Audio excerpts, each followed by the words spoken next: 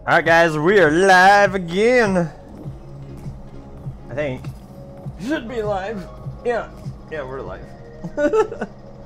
Just gotta wait for people to join.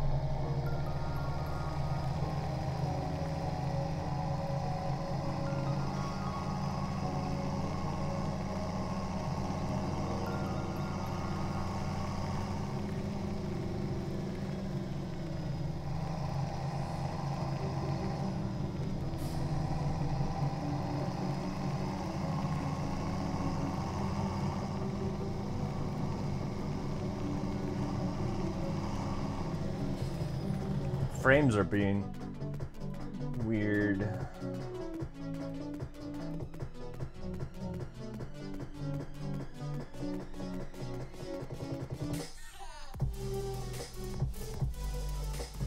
All right.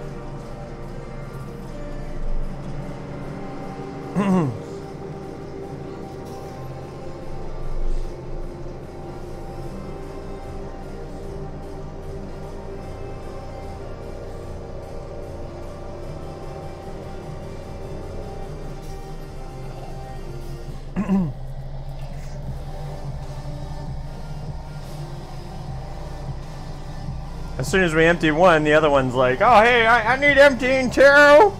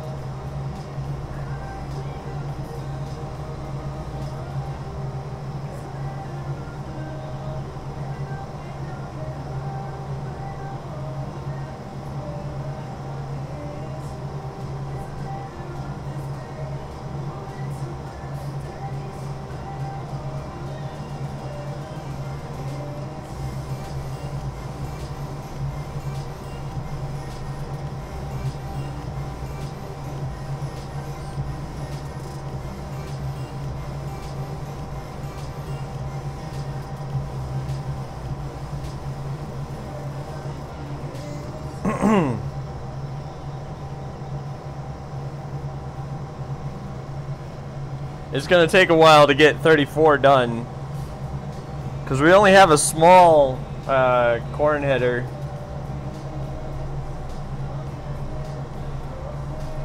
Still, it's like double the size of the one that we started with.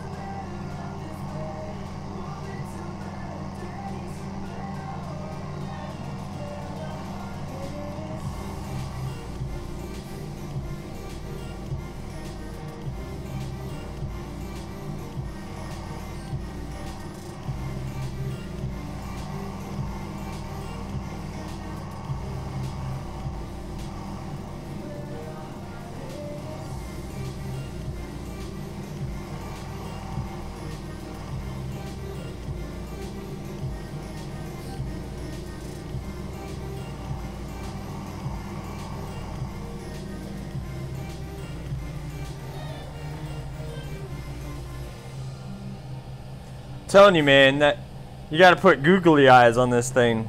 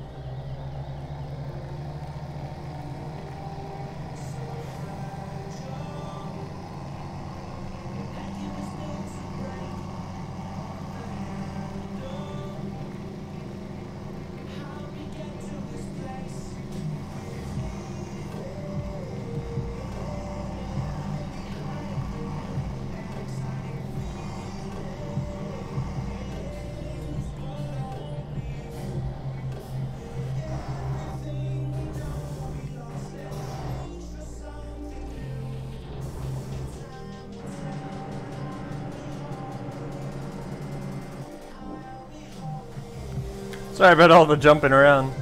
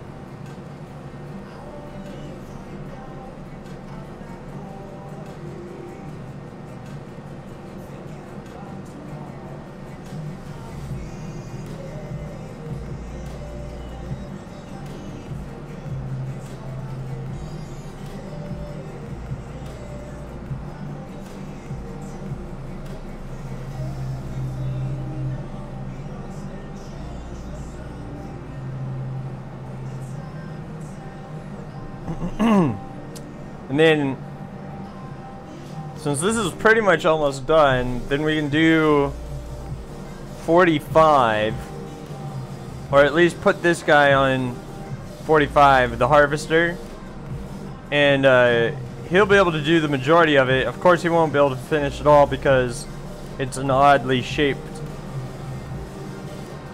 one, but he'll be able to get the majority of it.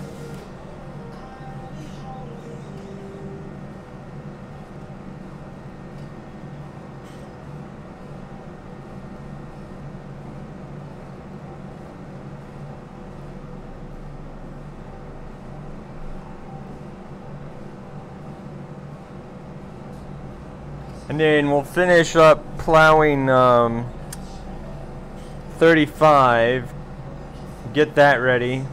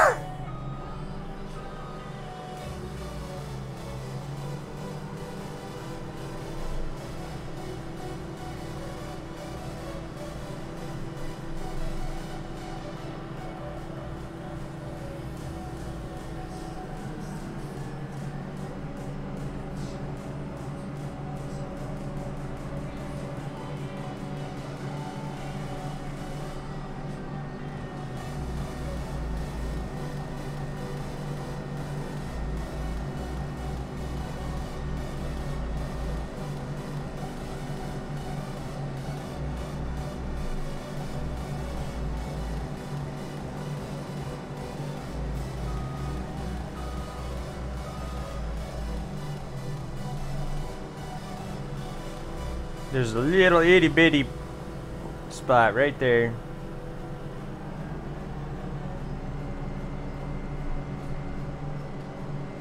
Doesn't even count for a leader.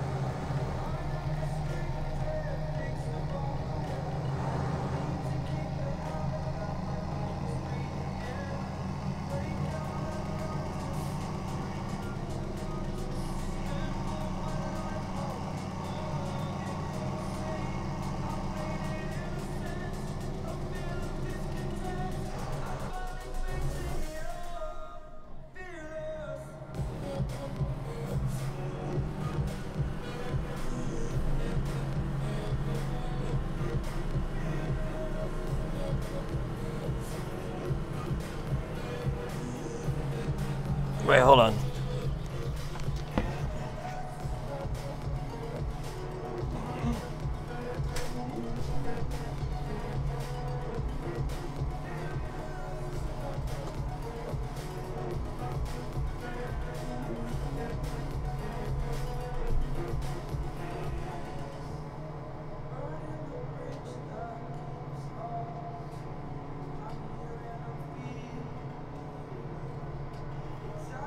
You know, it's like, ugh.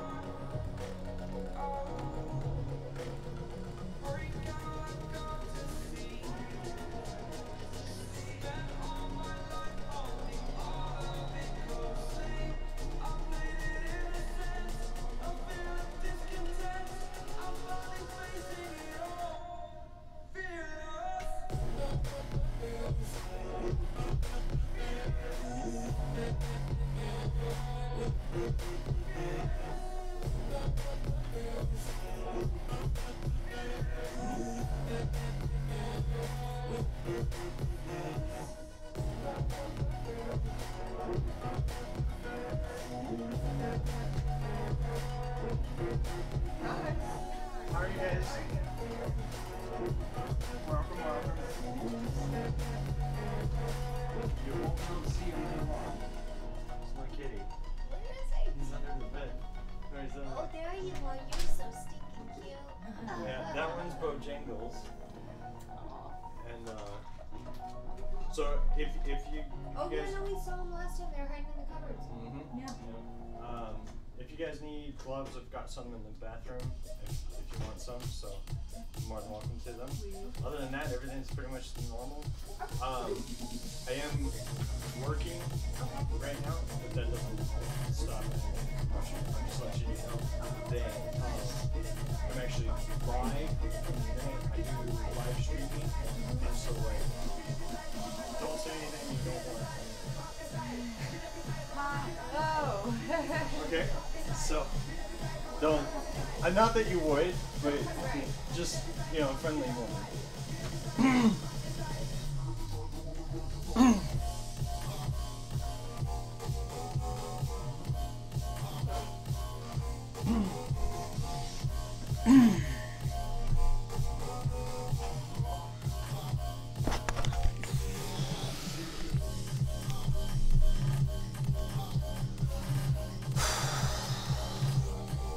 Alright, I'm back. Let's do that. Move that over there. Okay.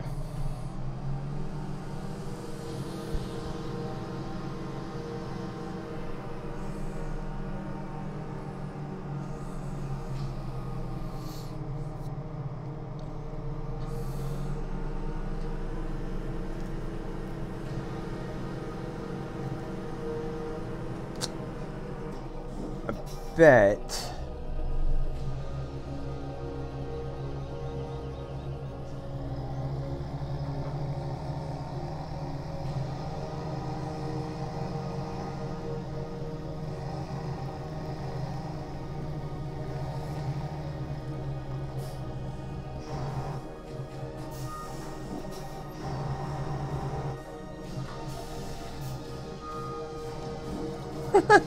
I'm cycling through all the vehicles there.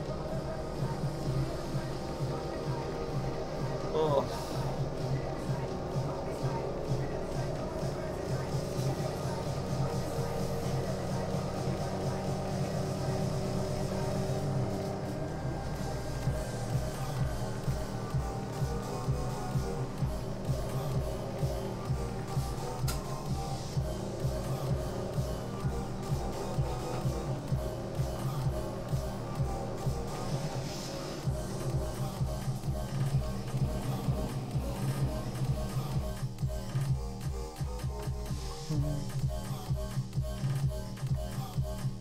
Oh gosh, the prices of those went down dramatically.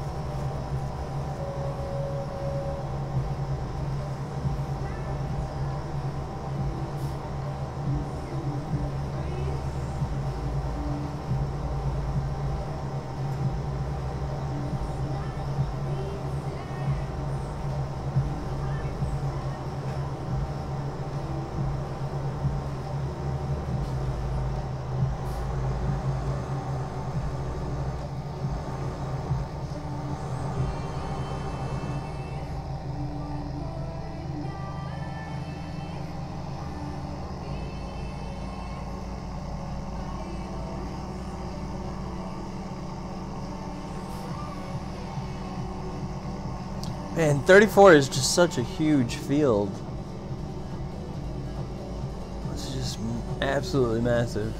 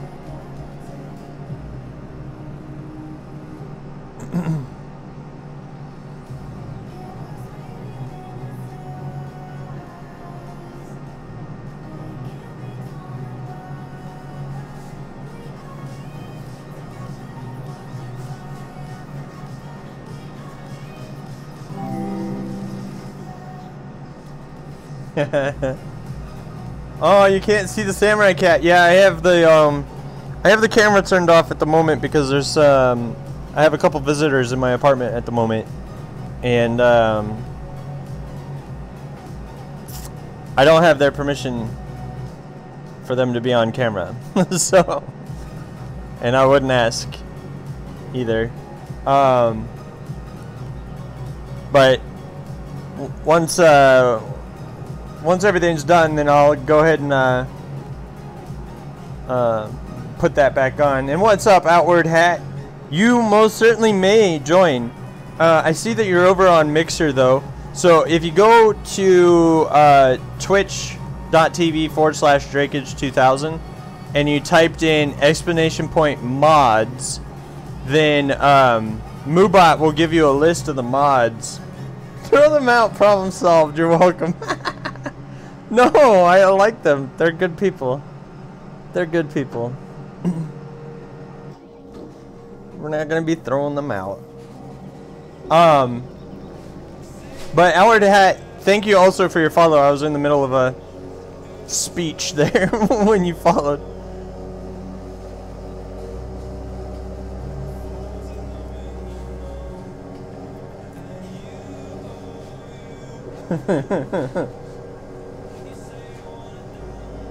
Yeah, Misco, we'll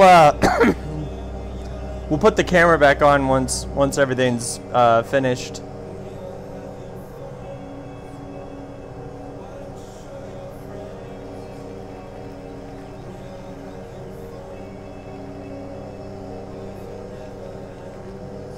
Live high up. So maybe a kick is nicer? No, I live on the I live on the first floor. Which, by the way, when Hurricane Irma was coming through, I was regretting my choice of being on the first floor apartment, because the Hurricane Irma was predicting a storm surge of like 20 feet. Thankfully, that did not happen because my apartment would have been underwater. But, you know, thankfully that did not happen. Yeah, dude, these fields are massive. This is field 34, and we're not even halfway done. We're not even close to halfway done.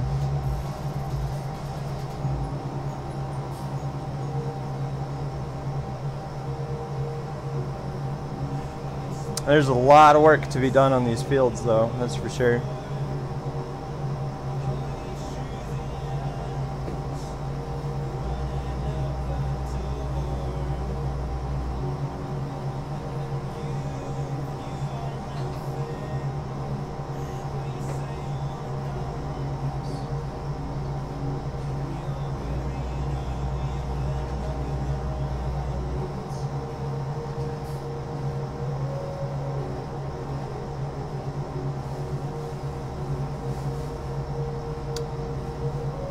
Oh, Misco, could you type in exclamation point mods in Twitch chat so that the people over on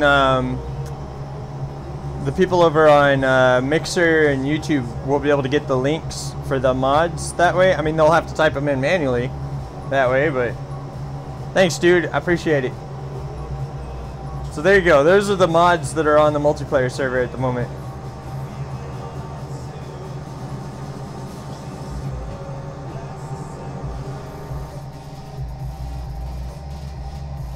Was it one of the default maps, or was it a modded map? This is a modded map called Lone Oak Farms, and it's a pretty cool one. The default map, dude, I like the American default map. That one is really good. It's one of my favorite maps, actually. The one downside to this map is that it's got 2 different locations that you can sell the crops to, versus like that American map that you were just mentioning. Like, that one's got, like, you know, like a ton of different places that compete with prices, and so it's easier to sell your crops.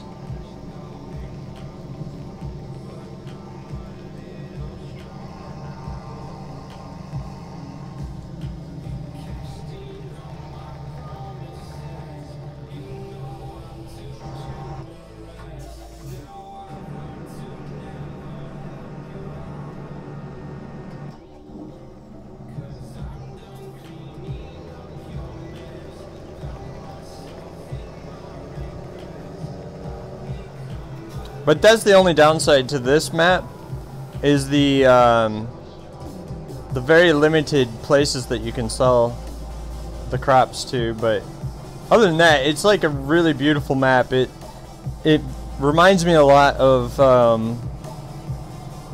Kansas. Like, when I lived in Kansas, it looked a lot like this. No problem.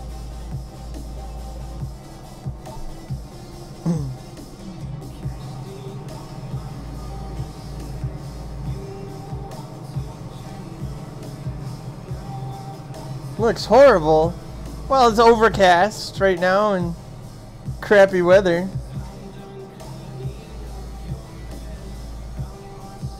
Right.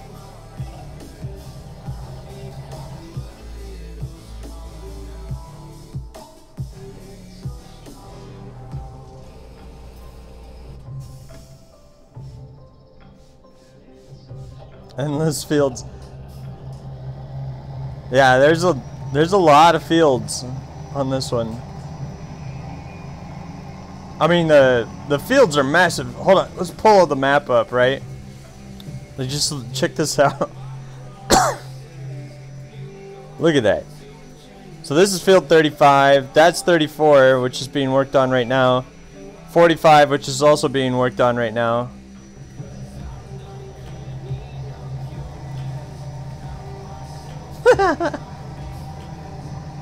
Oh, it's actually... Oh, here's the rain.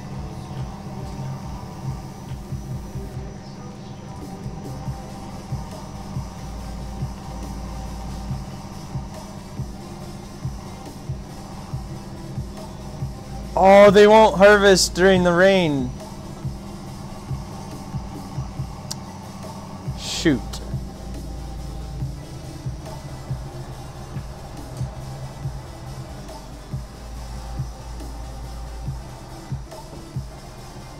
No.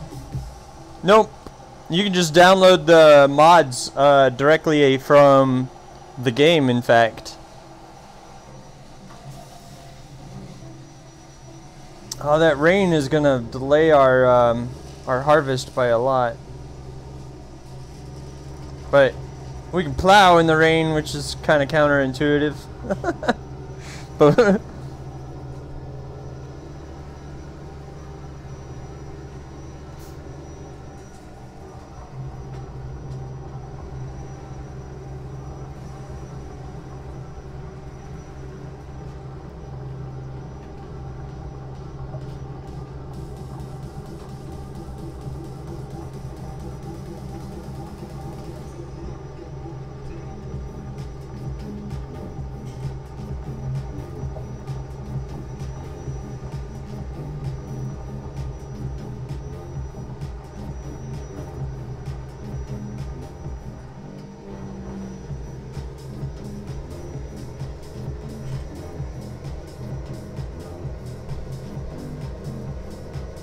come in and sell all my tractors, make a nice profit.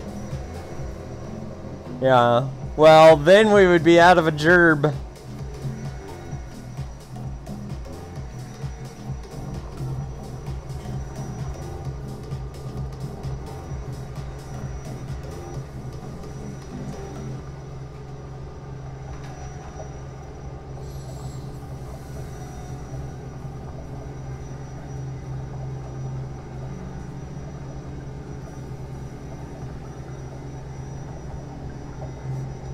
But yeah, we do have like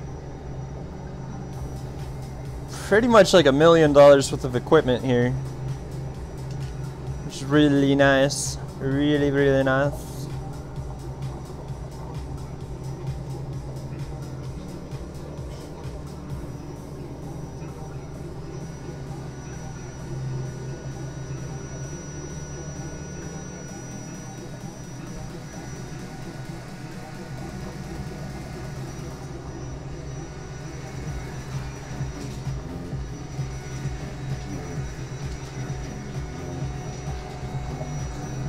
You'll notice that my tires are slipping a lot more in the since it's raining and stuff.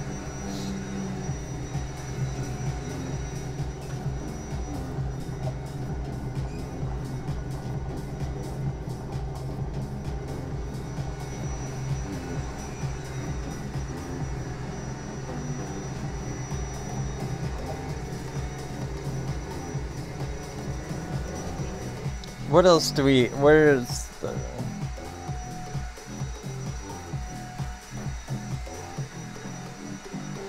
There's all kinds of splotches everywhere.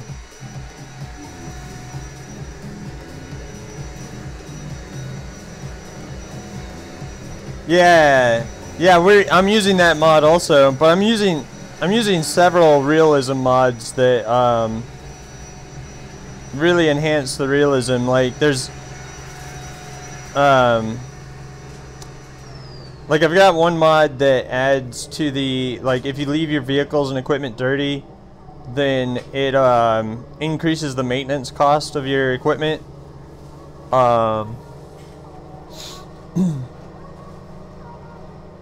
just a bunch of stuff that enhances the game.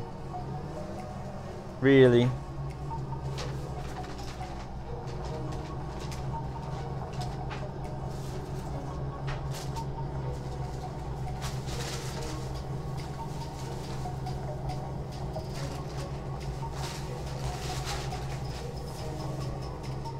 Oh, yeah, duh. Scroll up in chat and click on those screenshots that you got from Moobot when you did the exclamation point mods thing. Those are the mods I'm using.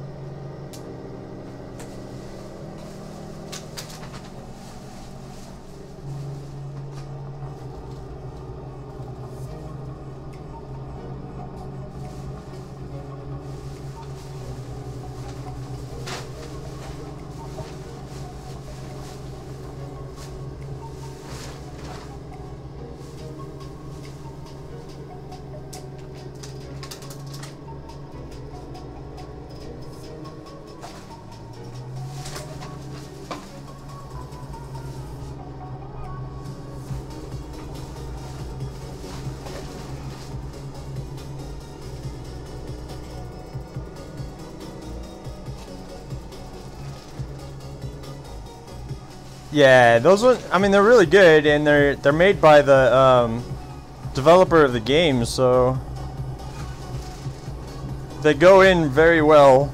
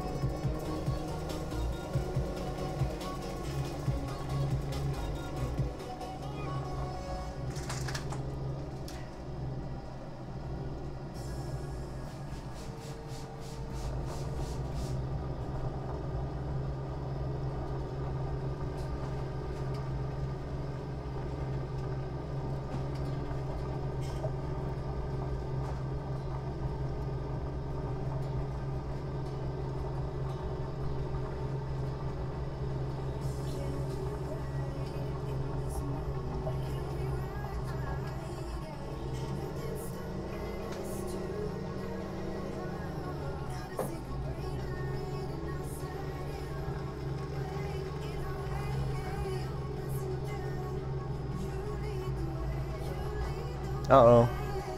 And Wheel's getting stuck right there.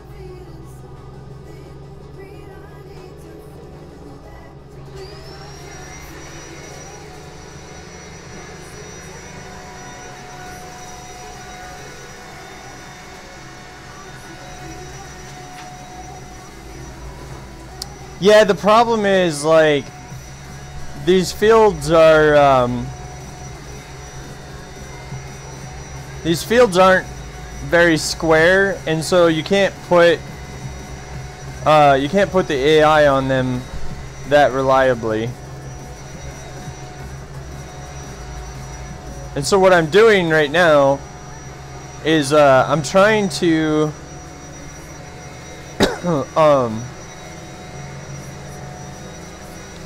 create like an easier location for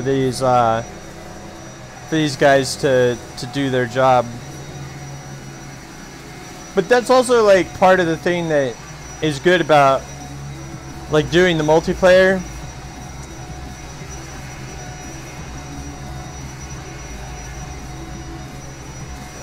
One second, I'll unplug.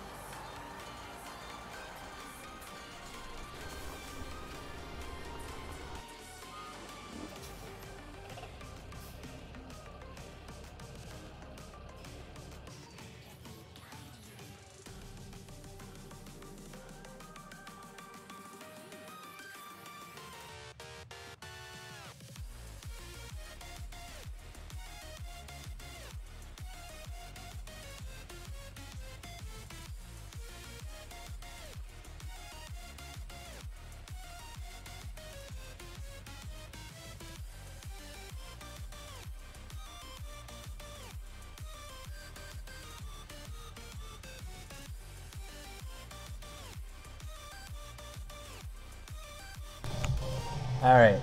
Yeah, that should be back now. Okay. One thing that you lose sight of, like when you're in the vehicles all the time, is just how massive everything is.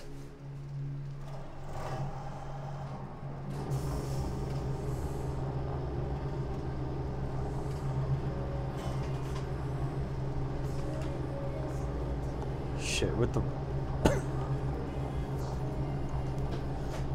the rain going like this, we're gonna have to speed up time so we can get out of the rain.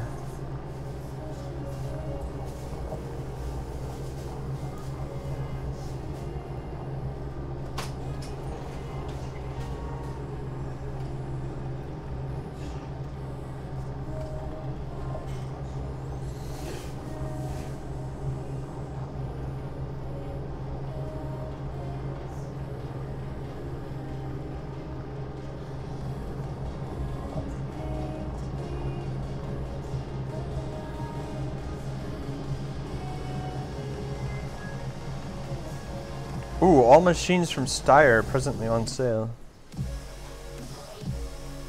By 5%? Well, that doesn't really help us.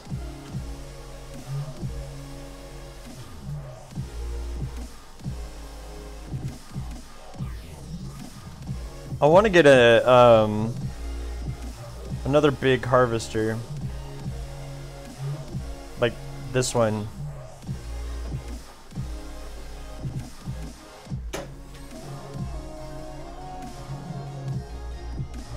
Either that or we get another 7130.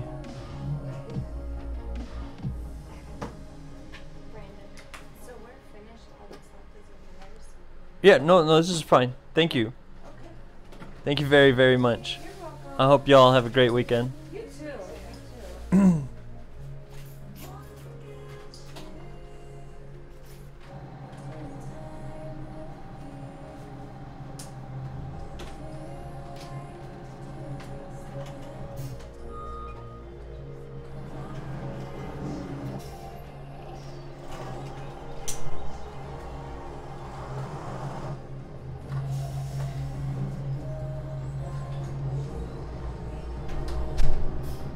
Alright.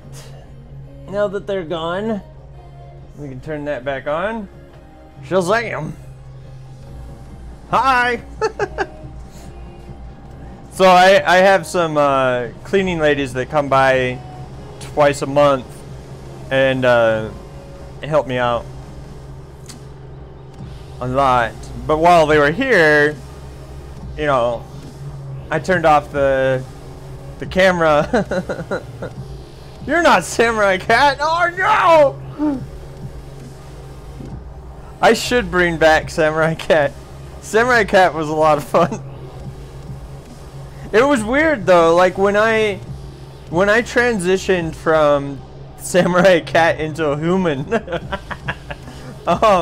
like I ended up getting more viewers for the game that I was playing at the time. I forget which, but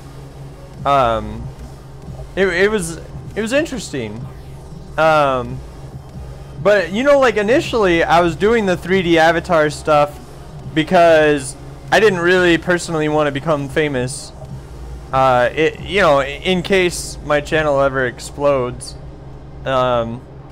which would be really nice. But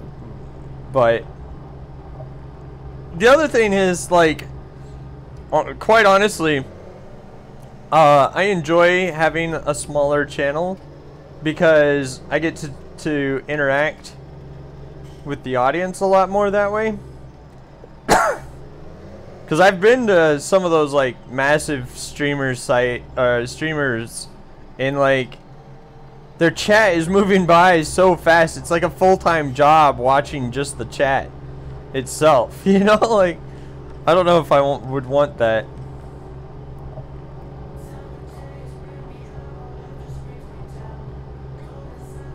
But you know, like having a consistent like 100 people or something like that watching, that'd be fun.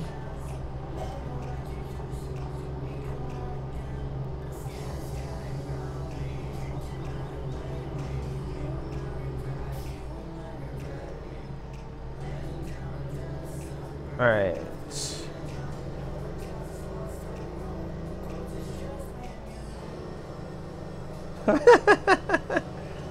Well, yeah, it's like, you know, part of the...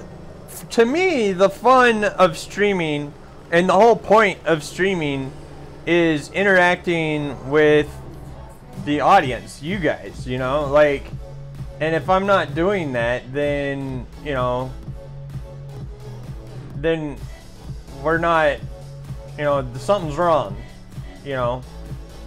If I'm not doing that, then I'm doing it wrong. So,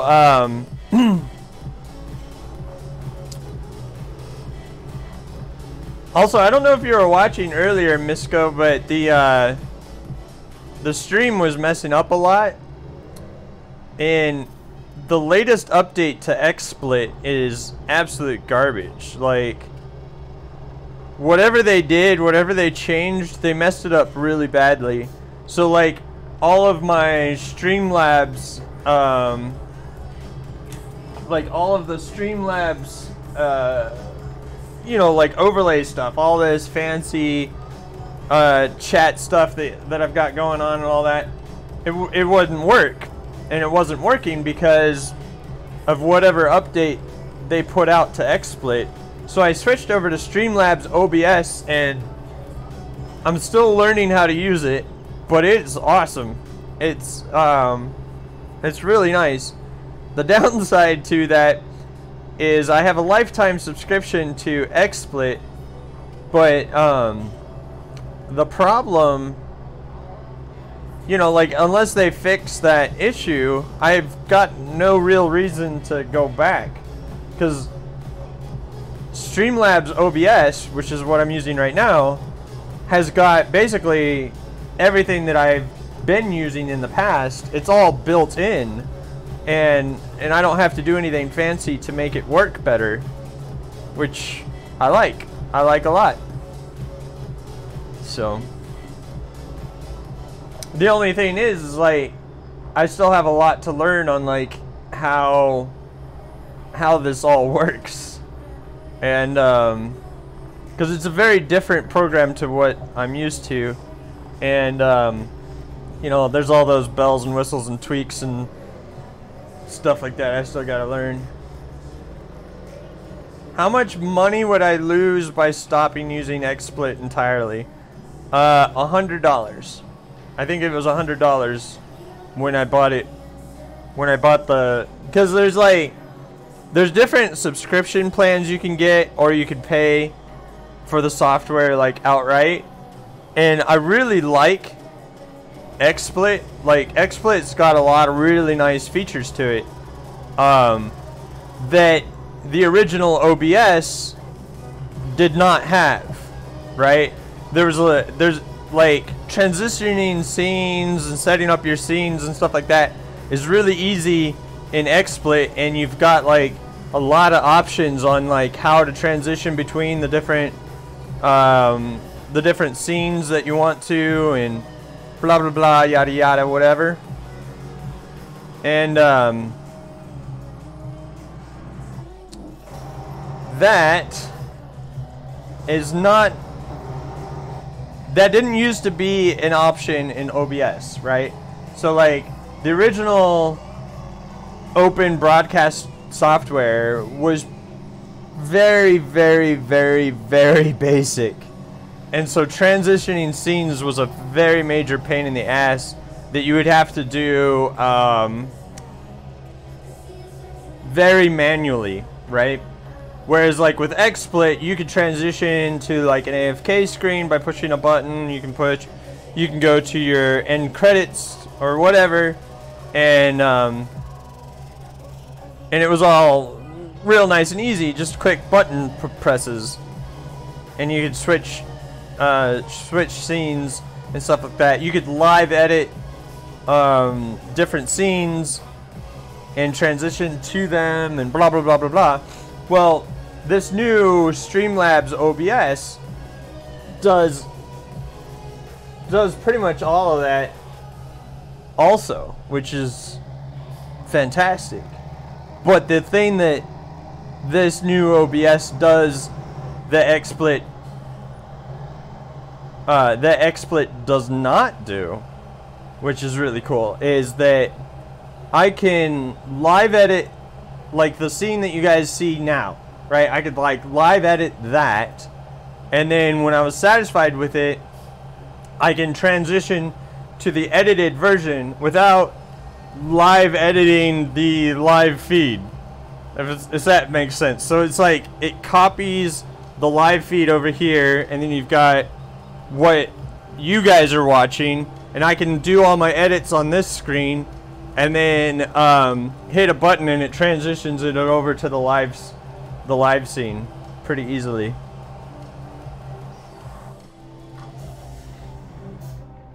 So it's really cool, in other words.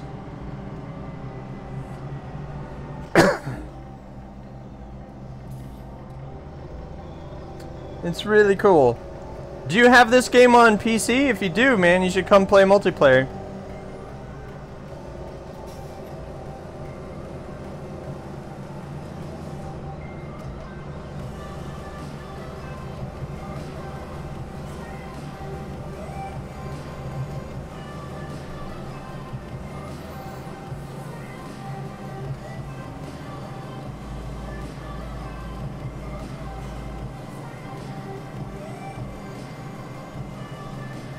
And you have a bit of a headache. Oh, I'm sorry to hear that you have a headache. Hopefully that goes away really quickly.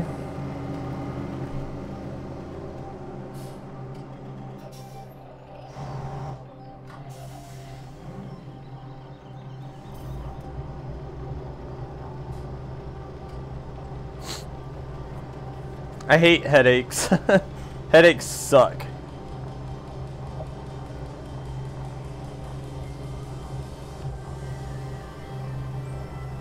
Hopefully you're not watching this like on an iPhone or some other tiny ass screen.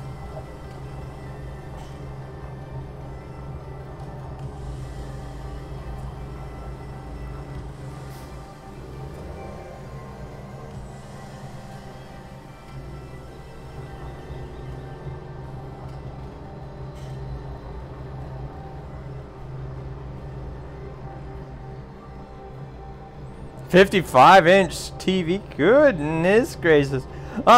Look, Ma, I'm on the big screen."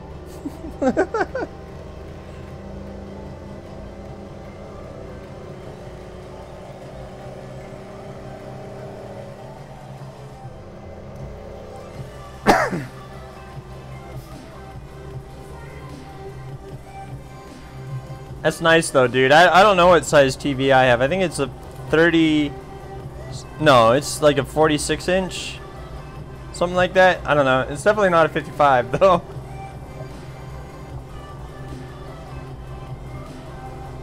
Do you have a smart TV, or are you watching like on a console, like PlayStation or Xbox or something?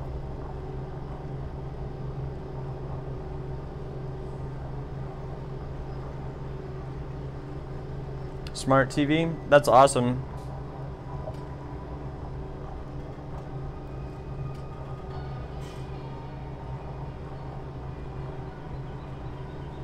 That's way awesome.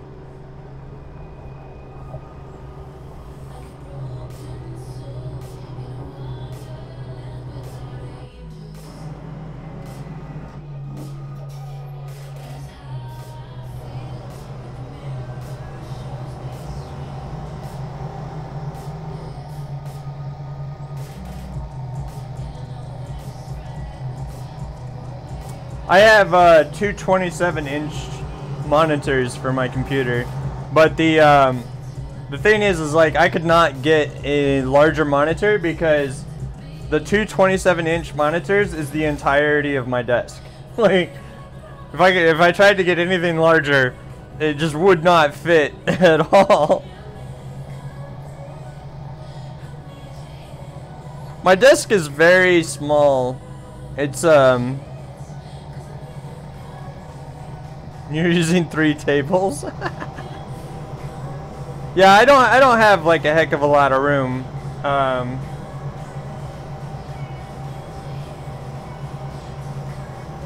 desk is an absolute atrocious mess right now. Otherwise, I'd show it to you. But my desk is like, it's thrashed. It's not worth seeing.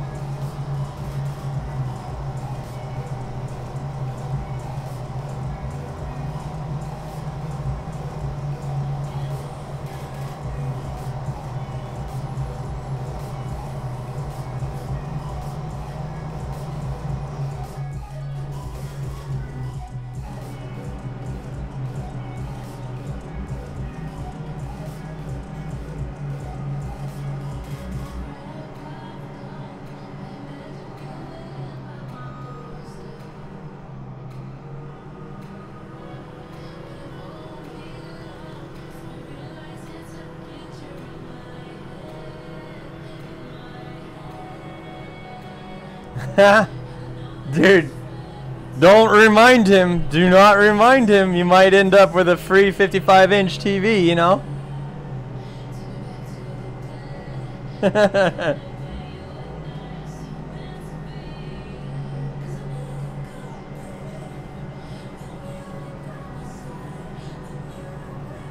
Yeah, 32-inch is pretty large for a computer screen.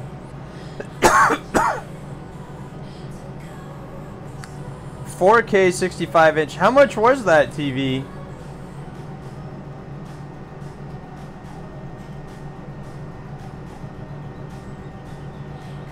Do they even do television or anything like that on at 4K? Like, is there much reason to have a 4K TV at the moment? I know there's like 4K Blu-rays and stuff like that, but I don't know if there's like a lot of support for it right now.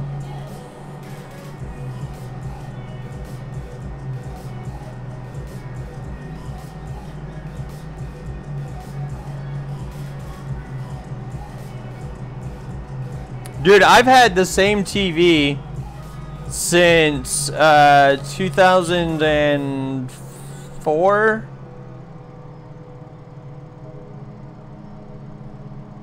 Yeah, no, maybe 2004, 2005.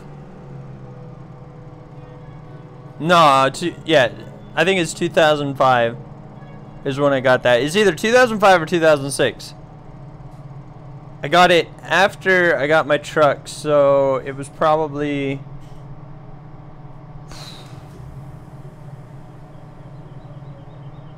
probably 2005, 2006 transition is when I got my TV.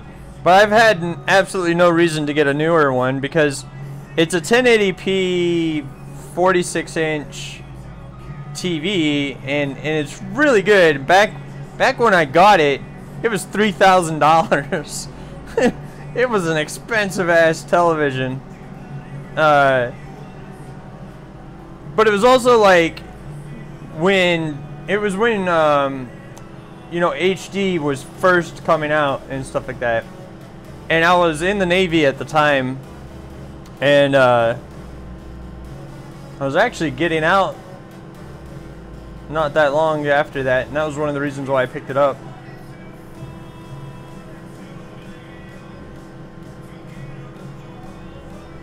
That's the way to do it, though. You know, you don't buy them when they're brand new like I did. Like, you buy them when they're cheap and they're good. You know? Like,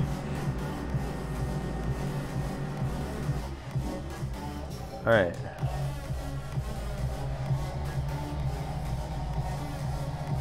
Oh, look at that timing.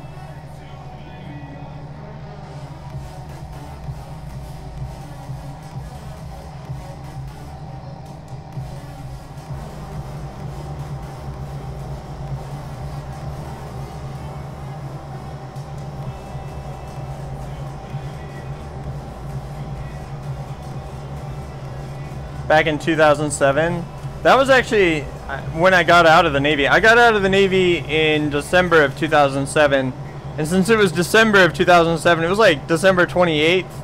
I just call it 2008 because it really was 2008. It was 2008 in all but number. Which, you know, alright, technically. But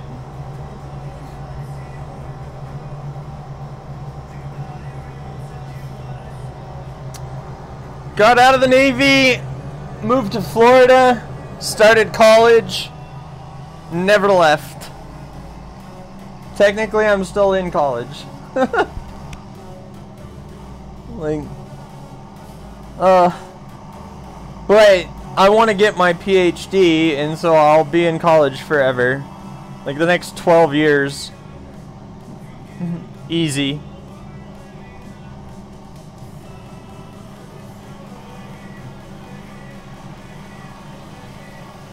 But I mean, how badass is it gonna be when I get my PhD and I can be like, yeah, I'm Dr. Drake. I'm Dr. Drake. How fucking awesome is that? I love my last name.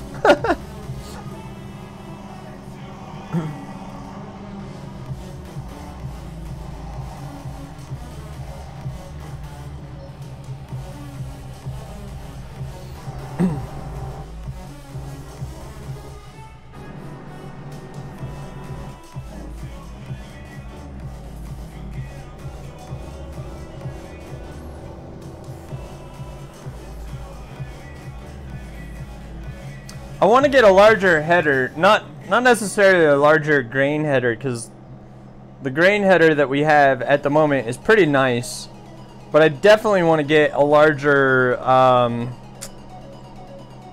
corn slash sunflower header.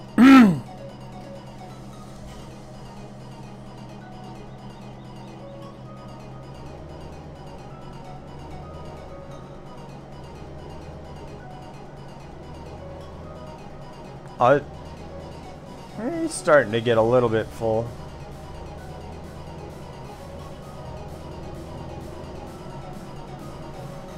Oh, dude, you missed it also, Misco. I had 148,000 liters of barley. Not that long ago, right? And the price was really good because barley is normally in the 500 range, and the price when I went to go sell that was $730 per 1,000 liters, which was a really good price considering it's normally in the 500s. And then I get done selling it, and the next, I don't know, it was maybe like 6 game hours later,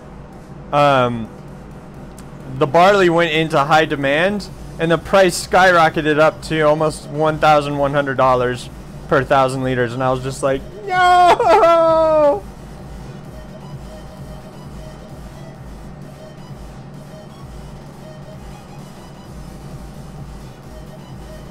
There's some people who have a hell of a lot more patience than I do, and they only sell when there's high demand. But that takes too long to get any money.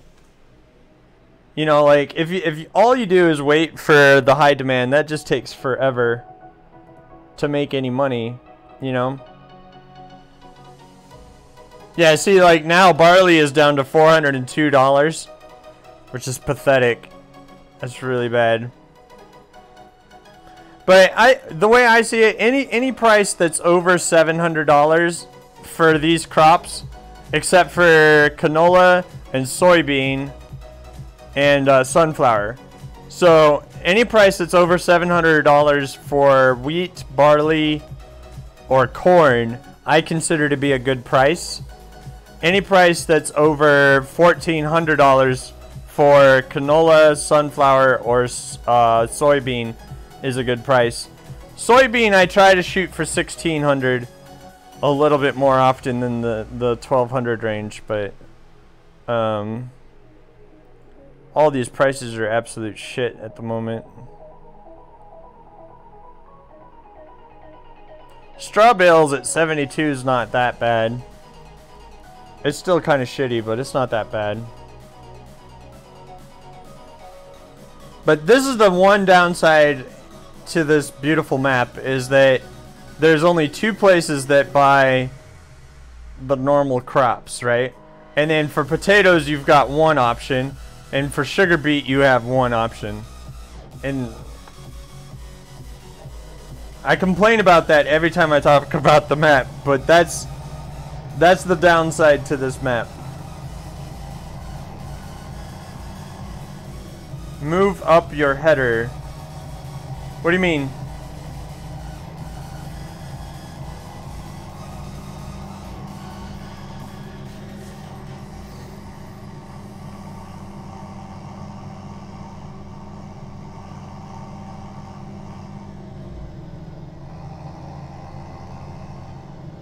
I don't know what you mean. Try to explain, sir.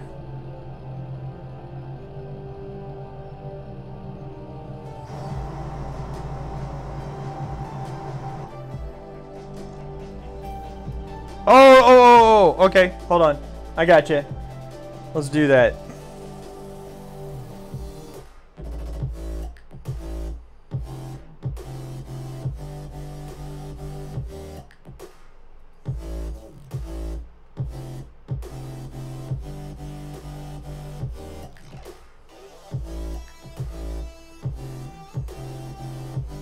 Shazam!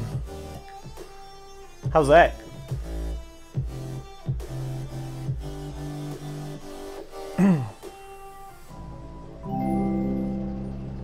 Personal Snail! Ooh, I like your name, dude. Thank you for your follow. Personal Snail. That's cool. I don't know why that's cool, but that's cool.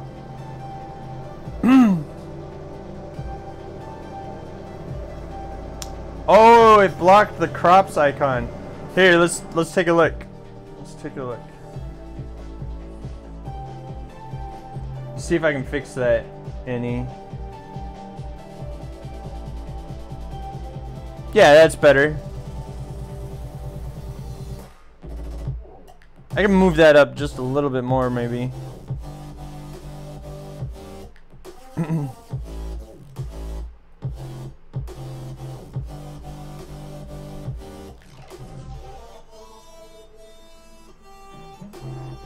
Let's see how that looks.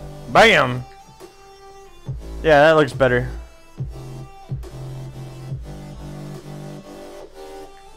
Blame Xbox for it? Your personal snail name? Like, where did you come up with the name, dude? Like, personal snail.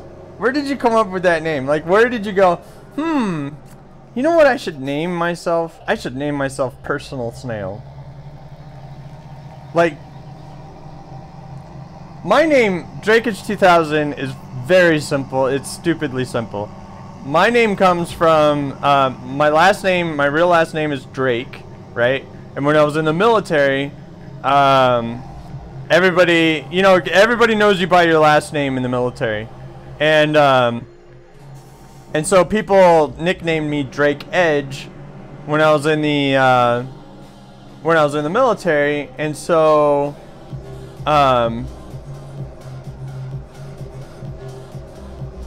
I just became Drakeage2000 because when I went to create my YouTube channel, I wanted Drake Edge as my name for, it was given to you by Xbox? Well, there you go. Well, so like my name, Drakeage2000, right? So my nickname in the military was Drake Edge. And then when I went to make my YouTube channel, Drakeage was already taken, and I don't know by whom or anything. But yeah, so Drakeage was already taken, and I still wanted Drake Edge, so I put my I put 2000 on there because I graduated high school in the year 2000. So there you go. That's why.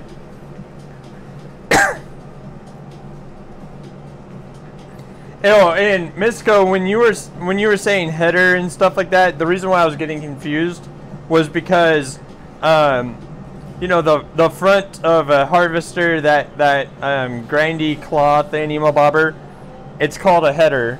And so that's why when you said you should raise your header, I was like, what? I don't understand.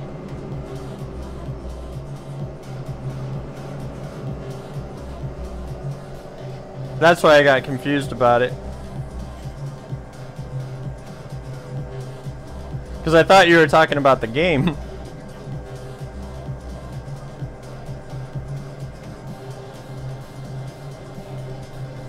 It's kind of funny because, like, the header where it says MP farming, right? Which I'm intending to mean multiplayer farming. In the header, what it suggested was like, oh, you should put your name here, and I'm like, well, people should already know who they're watching because they joined my channel and it says it there in the website. Like, why would I put my name there? I don't know.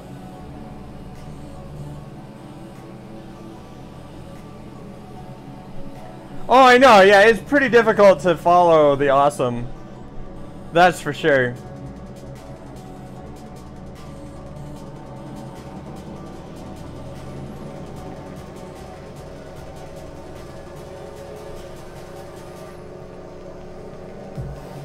Oh, but I was thinking about starting a new Sims 4 game. I was thinking about starting a new Sims 4 game where we do like the life of, and we do it, you know, we start our new Sim person, and then what we do is we start them off as a child, and we have the parents, and we start them off as a child, and maybe we give them a brother or a sister or something like that.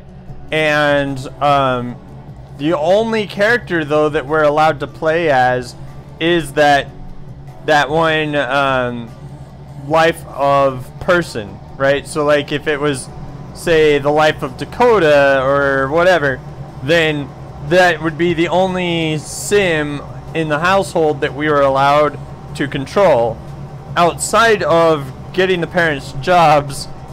But we would still be able to spend the money on the house and stuff like that. I think that might be fun, and it might be worth trying.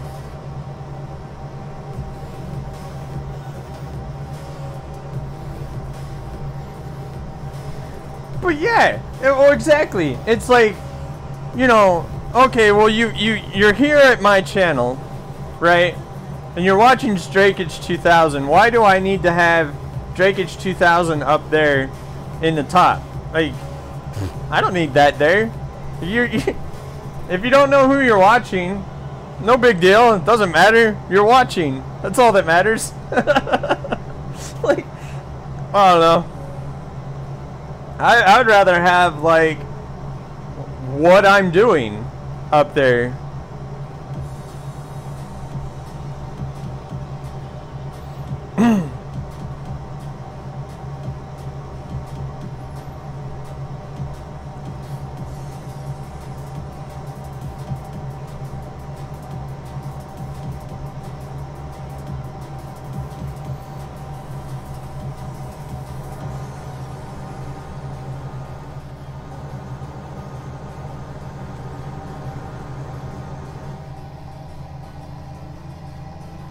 I approve. I just think it makes more sense, right?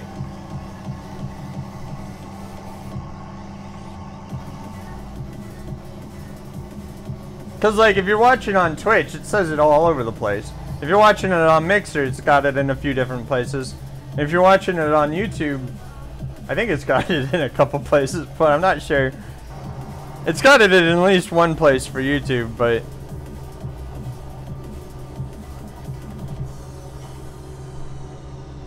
Alright, let's stop this person real quick.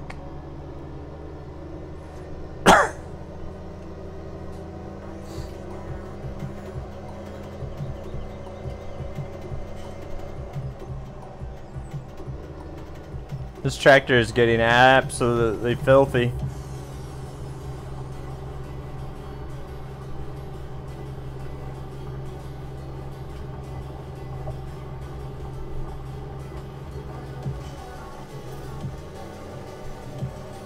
Dude, there's one plow that I want to get. This bad boy. 10 meters.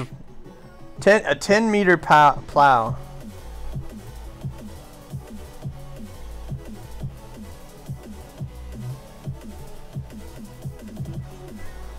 Because the plow we're using right now is a 6 meter plow, which is this one. And that's pretty damn big, but 10 meter plow is awesome. But the problem with the 10 meter plow is it's like it requires a minimum of 550 horsepower, which is an expensive tractor. An expensive tractor. I don't know of many tractors that have that kind of horsepower. I know of a few, obviously, but they're not super common tractors. All right, let's do this.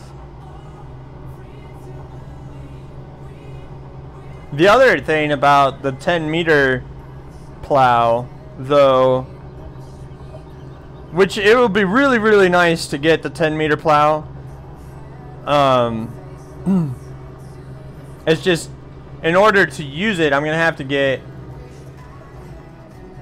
one tractor. Yeah, well, that's true. You wouldn't really need more tractors than that. But this, so this 450 Big Bud tractor, or the MT9000, or the 747.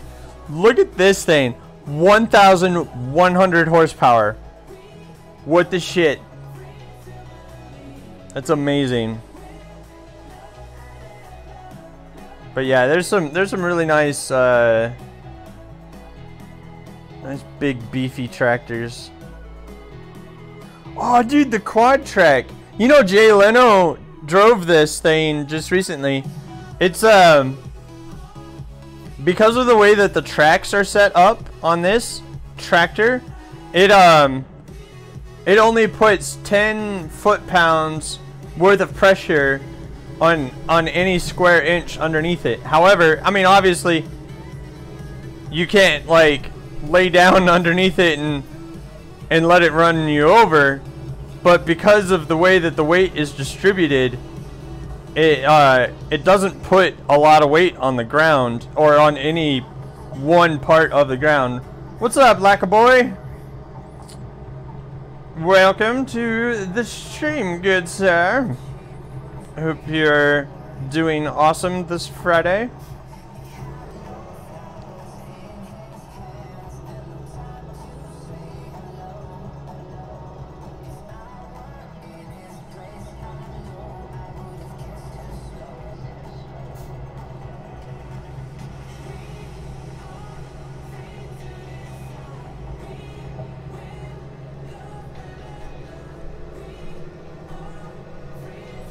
Alright.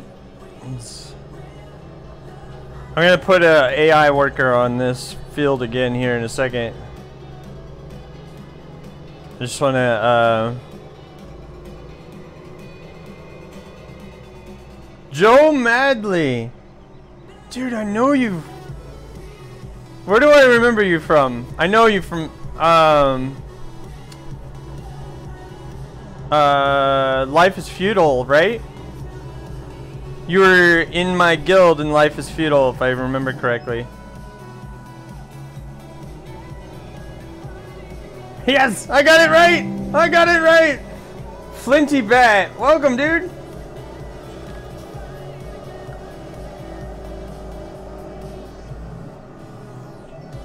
Oh, dude, you started playing... I'm waiting for... I'm really excited for Farming Simulator 19 also. I really look forward to... I think that they're... like, I think that the new multiplayer features that they've been talking about sound really fun. And I look forward to like more dev blogs and stuff that talk about what the game is going to have to offer.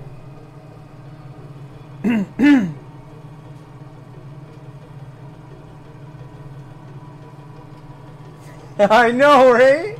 Dude, well, that's the thing. If I do get rid of this, I do have a baby face. And that's one of the reasons why I keep it. Because, I mean, there's nothing wrong with having a baby face, right? But, if I want to be a professor, I need to look the part. Like, I need to look the part of a professor. I need my students to look at me and go, oh yeah, that guy knows what he's talking about. Not, oh my god, is that guy younger than I am?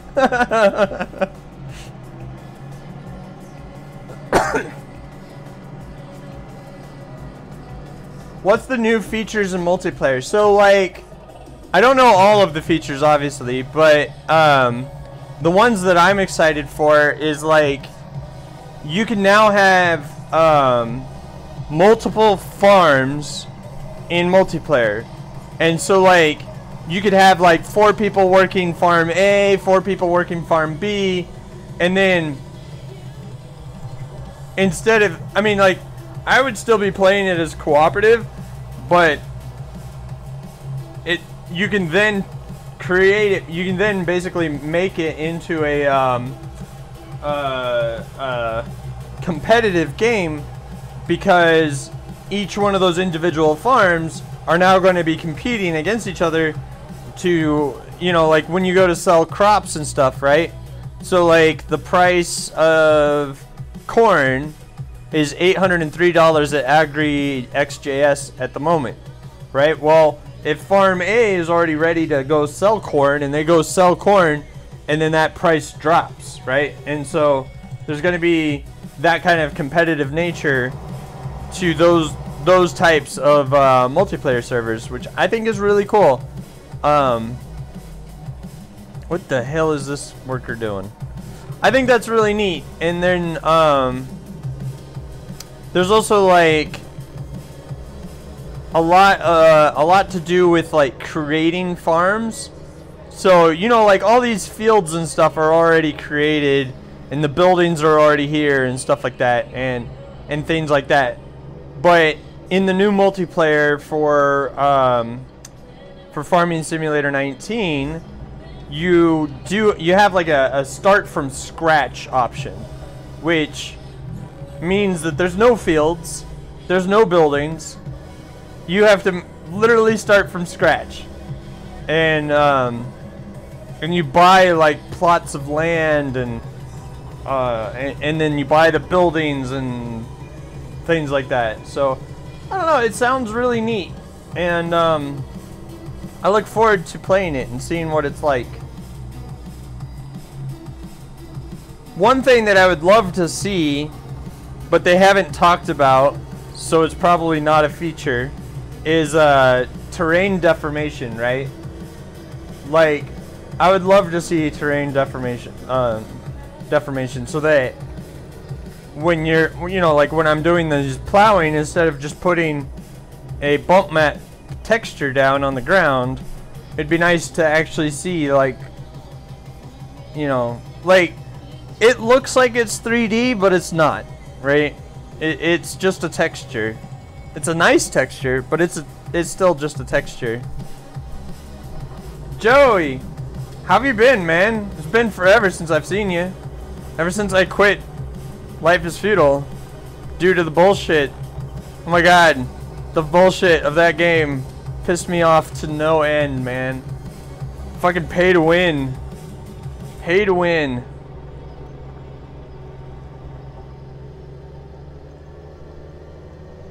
Nobody quits Life is Futile.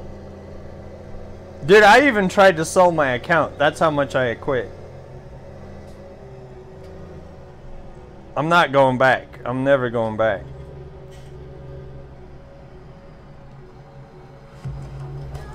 I was really disappointed because I really enjoyed that game.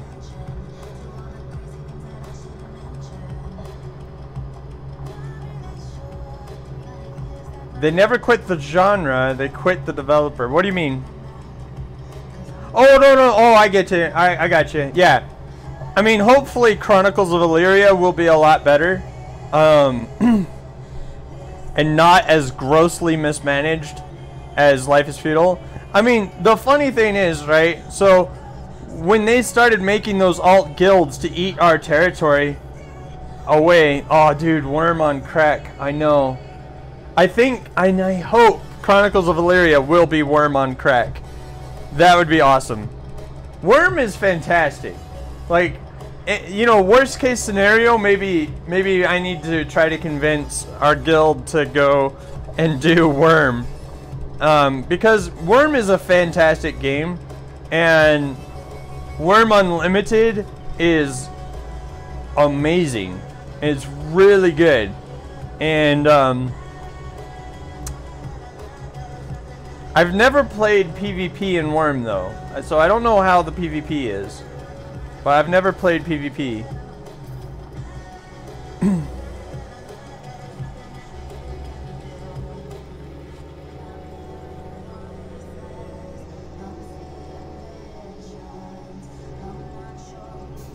But I love the intricacies of Worm. Like the cooking. Have you played around with the new cooking system in Worm? That shit's insane. Like the fact that you can create individualized recipes for certain players so that they get a bonus when they eat your food. It's so cool. I love that. It's awesome.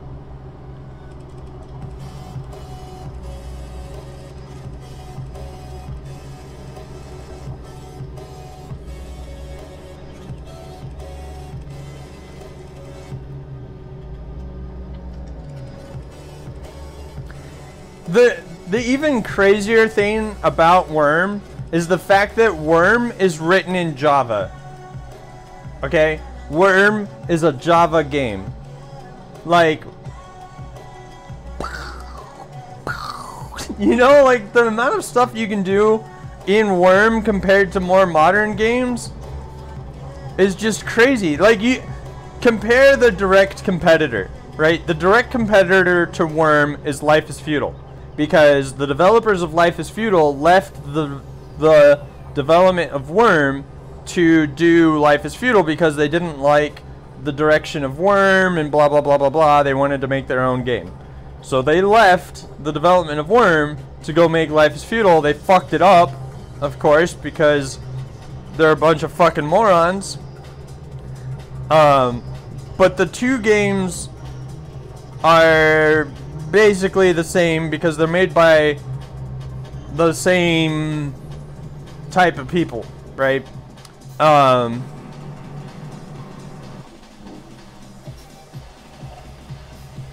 they're made excuse me. But Worm is so much more advanced than Life is Feudal. Granted, they've had a lot more years under their development, but, you know, at the same time,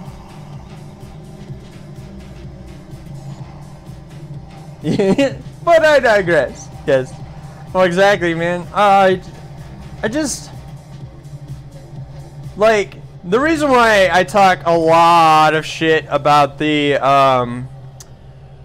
Life is Feudal MMO developers is because a lot of the problems that were happening on our server and a lot of the problems that a lot of the exploits and stuff that I was reporting, they gave me a lot of shit about, because I talked to the developers directly through Discord and Twitter and email and stuff like that, and like I would tell them about these exploits, like for example the getting your character naked before getting on your horse and then putting all of your Lancer armor on after that, and the fact that the horse still thought that you were naked, so you would get like this 40% speed boost. Like, I told them about all these different exploits, and they kind of brushed me off. They're like, "Yeah, shut the fuck up, blah blah blah blah blah," right? Well, after I quit the game, I kept looking in on the forums to see if they would improve on anything, and there was a bunch of people that started complaining about these things, and then there's a bunch of people that started just leaving the game in droves, you know, because there's a lot of exploits, and the whole I can create a tier 1 guild, plop it down next to your tier 3 guild and eat away all of your territory bullshit that's pay to win. And like it took them forever. Like Bullion, the server that we played on, is completely fucking empty now, right? There's nobody that plays there anymore, and it's all because of the alt guild bullshit and the other exploits and blah blah blah blah blah blah blah. And like, they didn't fix it until the problem was, or they didn't fix it until everybody has already left, right? Yes, that's exactly right, Joe. I loved that game. That game was a lot of fun. Life is Feudal MMO was a lot of fun. If you got rid of the exploits, like, you know, like the being naked, getting on your horse, and then putting your armor on and being so much faster, or any of the other exploits, you know, because there was a lot of them. You know, if you got rid of the exploits and you got rid of the like the one thing that broke my back, right?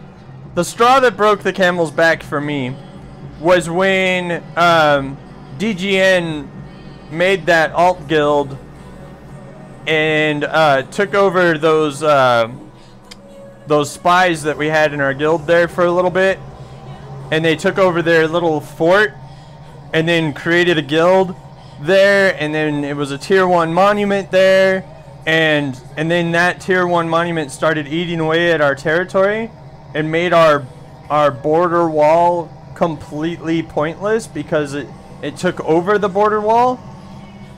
When that shit happened, I was done with the game. I was completely done with the game because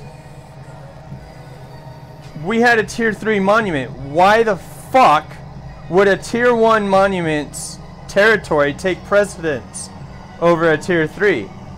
Like, that doesn't make sense on any level at all. Like, you know, the only way that could have possibly have made sense, and even then it's a stretch of the imagination, is if that monument, that tier 1 monument was there first. Okay, if it was there first and it was a time-based thing, then sure, okay, yeah, whatever. But that's not the way it works. And you know, the fact that because anybody and their mother can create a fucking tier 1 monument, it's easy. It's cheap material wise. It takes a while if you're just literally starting out, but if you're an already established colony and stuff, then making a tier 1 monument is like shitting in the wind. You know, it's really easy. But yeah, you're right. I really loved the game, and so I was very, very sad to see it. And Emerix, you're very right, man. You're very right. I think I think that's what it was. I think that they just wanted a cash grab, and they're like, you know, oh hey, let's make the MMO and let's charge $80 for a fucking skin for the chainmail armor. It was literally $80 for a skin in that game. But and that's the other part, right, Emerix? That's one of the reasons why, like, whatchamacallit? That's one of the reasons why they didn't fix the guild monument exploit, right? Because it was a pay-to-win mechanic. It's a pay-to-win mechanic because if it costs you $10 right? It cost you $10 to have an alt, right? And you needed 10 alts to make an alt guild. So that's 100 extra bucks. And if you know, times that by the 5 fucking alt guilds that they surrounded our territory with, and then it's eating all away our territory and shit. Well, why the fuck are they gonna say, oh, well, that's an exploit, we need to fix that? No, they're not gonna say that. They made $500 on that shit.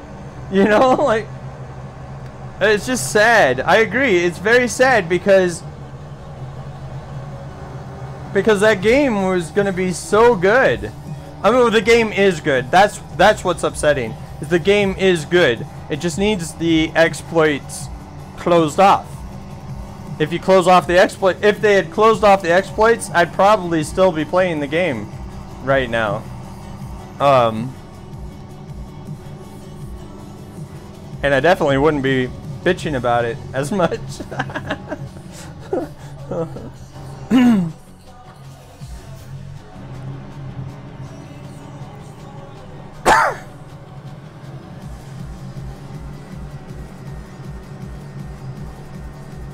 Have you seen Chronicles of Elyria, Emerix? That's the one that I'm looking forward to at the moment, as far as like low fantasy, like kingdom building kind of games are concerned. Misco, I hope that your headache goes away, good sir, and I hope you have a great night, and we'll see you next time.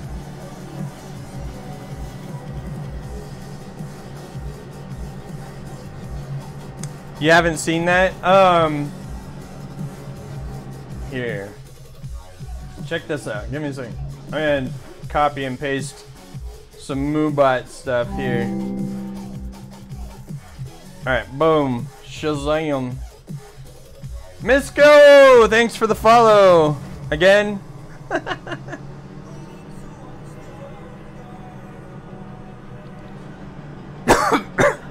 Alright. So Chronicles of Elyria is like Worm Unlimited on crack.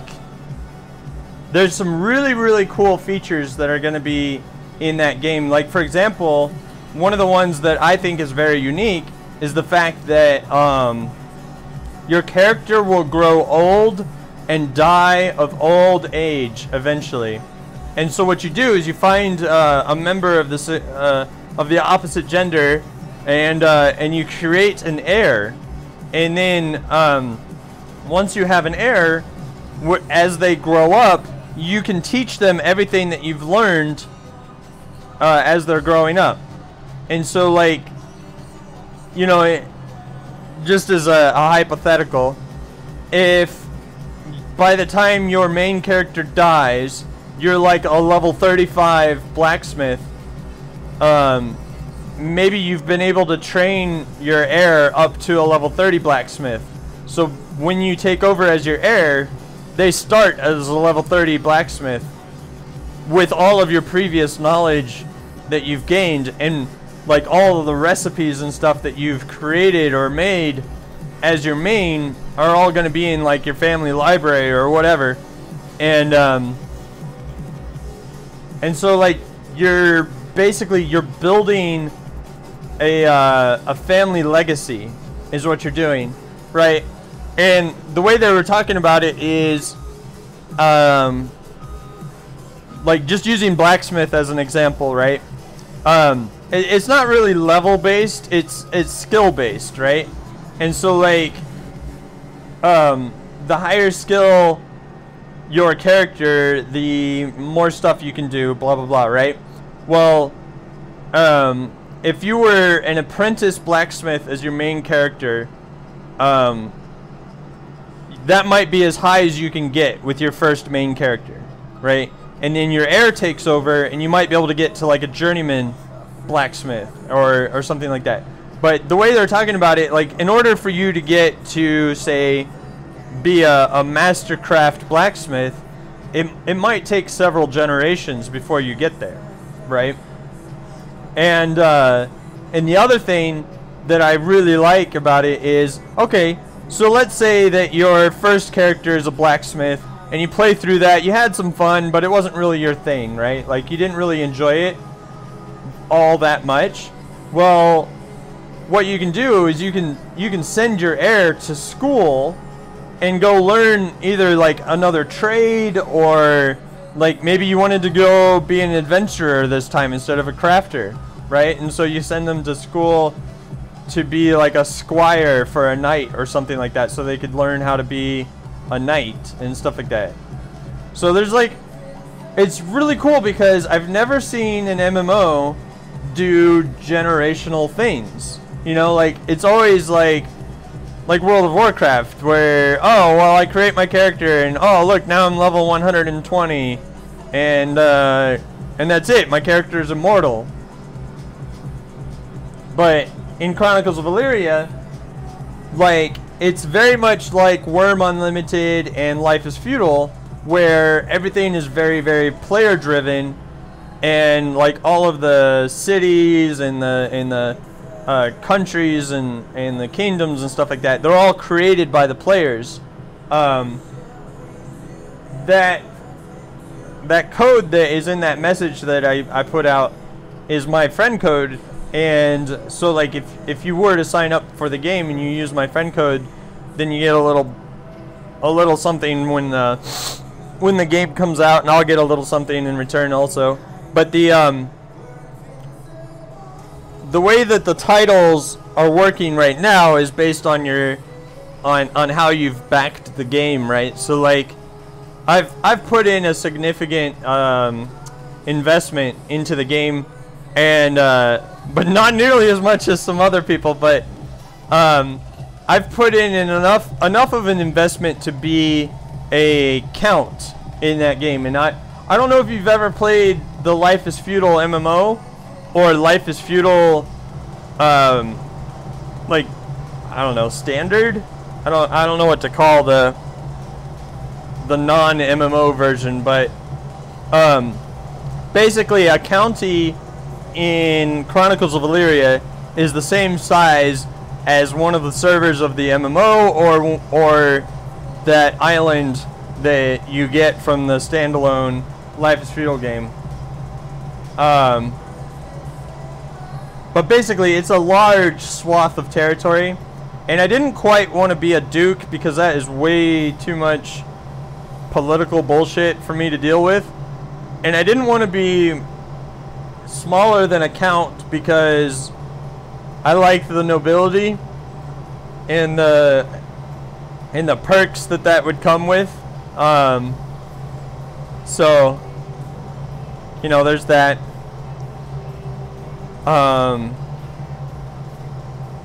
But yeah, the game looks really, really cool. But there's also, like, because of the air system, right? I don't know. Offhand, I don't know the names of all the races in Chronicles of Elyria, and it wouldn't really make sense if I were to use them anyway. So, as an example, what I'm going to do is I'm going to talk about an example of like an elf and a human. Like, if you created your heir through the partnership of an elf and a human, you would create a half-elf as your heir. And I think that's really awesome. I think that's really awesome. The other really, really cool thing that I'm looking forward to in that game is, so like if you were, so using the blacksmith example, right? Blacksmith is a very physical job, and you're going to be, you know, moving a lot of weight and hammering things and blah, blah, blah, blah, blah. And so, like, your character will be physically buff as a result of that. And whereas if you were a baker and all you did was bake cake and pastries and eat them all day long, all the time, your character will be physically fat. Physically fat. It's so awesome that your character's look is based on what you do in the game. I just think that's phenomenal, and I look forward to that kind of thing. I'm gonna go use the restroom, so I'll be right back. Yeah, realism MMO. I'll be right back. I gotta use the restroom.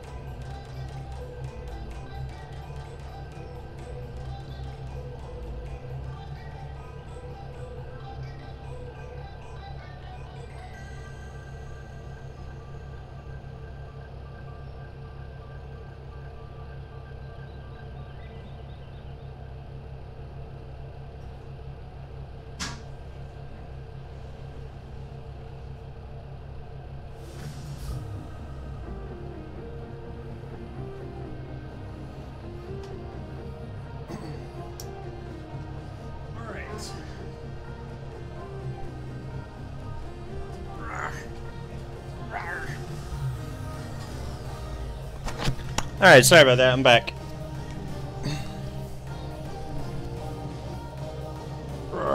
Okay. Boy! So, in Chronicles of Valyria, right, the other thing that I'm really excited about is the way that crafting works, right? crafting is a game in and of itself. Like, for example, when you go to make a sword, you don't just click a button and watch a little timer go by as you make it. You have to hammer it out yourself. You have to cut out the shape of the sword yourself, and so on and so forth. Like, it's way more involved. And so, you know, there's a lot of things that I'm really excited for with that game. I have to say that unfortunately, it's all dependent upon them actually providing what they're talking about, right? Which is the unfortunate thing you've got to take into consideration with games these days, is that, you know, like, just take a look at what was, you know, talked about and said about No Man's Sky before No Man's Sky was released, and what was actually given on release. Now, granted, they seem to have redeemed themselves, but it took them 2 years to do that, you know? Like, and that's the thing, you know, you can only take what a developer of the game says so far. You can just kind of go, oh, okay, well, that sounds really neat. I hope that that's actually in the game.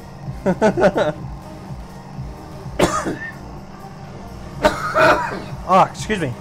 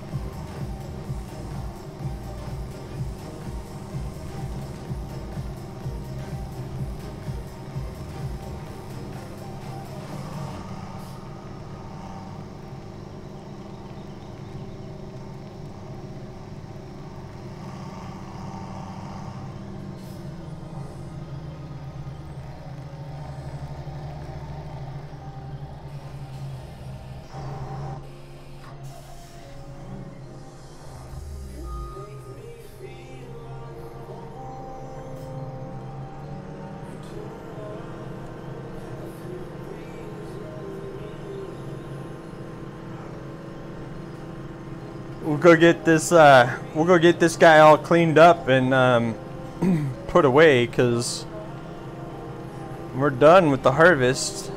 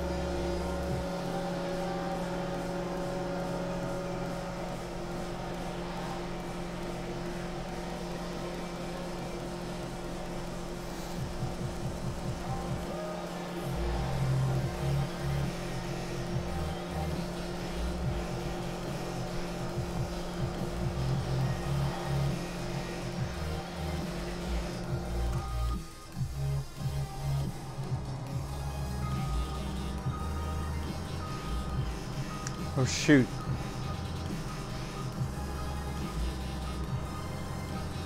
That plow is in the way. We're gonna have to go move it.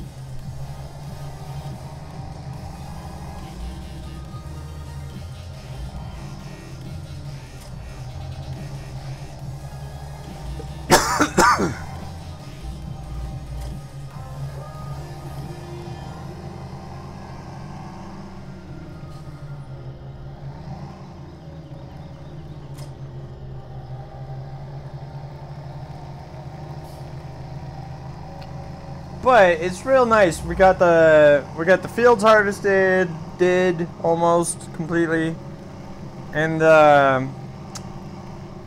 we've got field 35 all plowed. It's ready for some cultivation, and 44 is plowed and ready. 45 is gonna take a little bit of work. Well, 44 is not fully ready. It's still being worked on. But it's getting there. And then so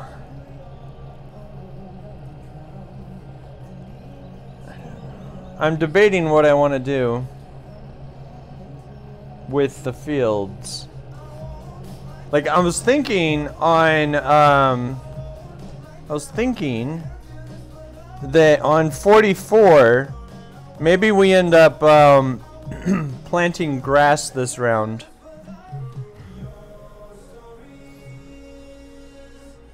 The problem, though, with planting grass is that it basically deletes the field when you do that.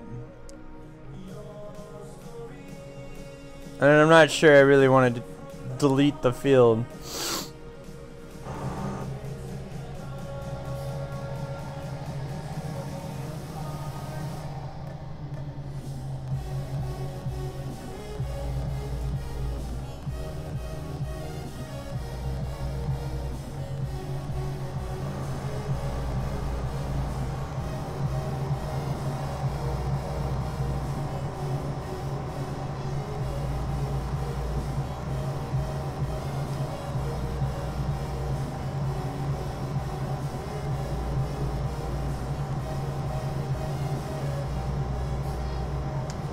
Oh!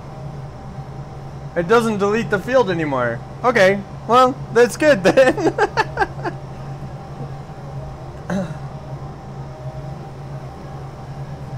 Only the roller can delete a field. Alright. Well, that's good. Alright, well, if that's the case, then maybe we do plant grass on 44. And do a round of silage out of that. Like that could be a that could be something.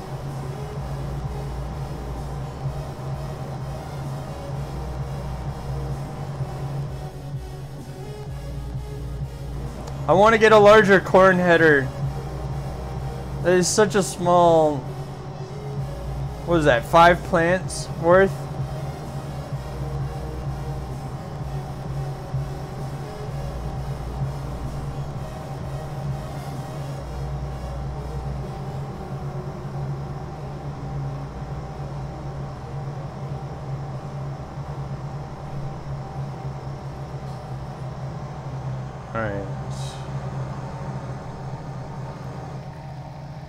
There's one thing I wanna test out real quick. So give me a second, because there's gonna be a little bit of echo. Let me pause that real quick. Switch.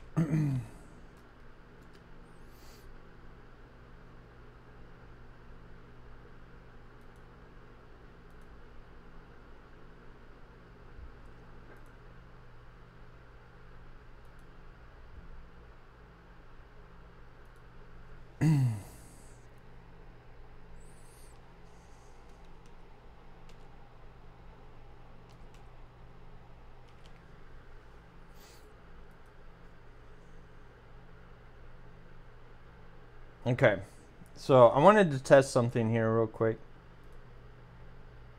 Okay, so I wanted to test something here real quick. And it's going to be a little echoey. And it's going to be a little echoey. Okay, that's what I wanted to know. All right.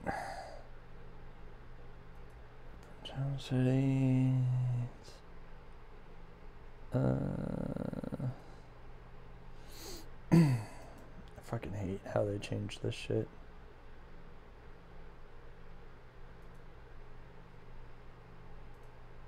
Give me just a second. I'm just fixing something here real quick because it's super echoey.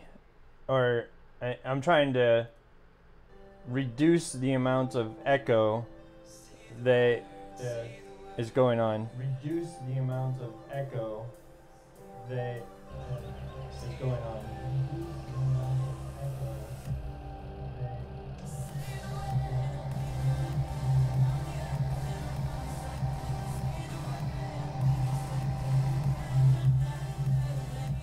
Okay.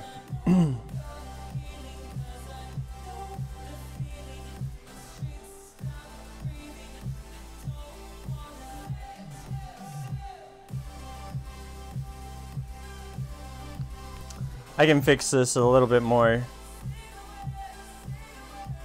Go down to there, and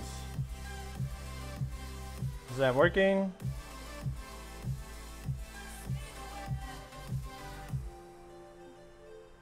Might even be able to go a little bit lower than that. Let's take a look. See if we go down to here. Hello? I know this is annoying. I'm sorry. I'm trying this out, seeing if this works. I know this is annoying. I'm sorry. I'm trying this out, seeing if this works.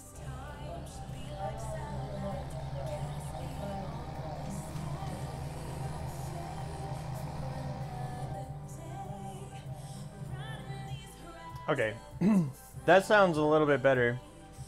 It still has like a theater-esque sound to it because I'm not using a, you know, obviously I'm not using a headset, right? But like the reason why I don't use a headset is because they're uncomfortable. Like that's just the way it is. They're uncomfortable. So I use, you know, I've got an open mic and speakers, and so it does have a little bit of a theater ambiance to it as a result.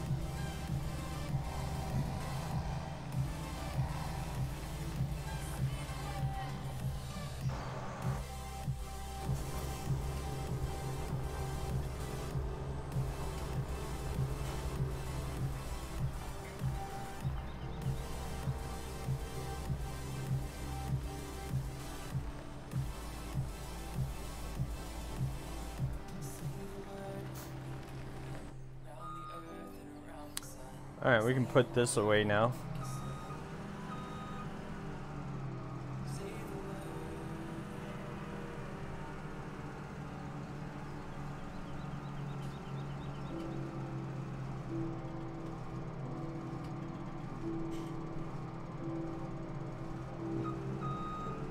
Oh no.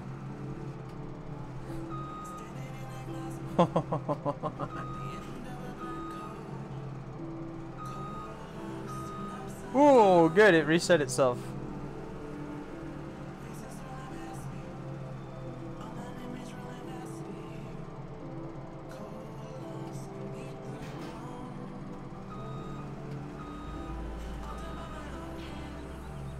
The weird thing about this particular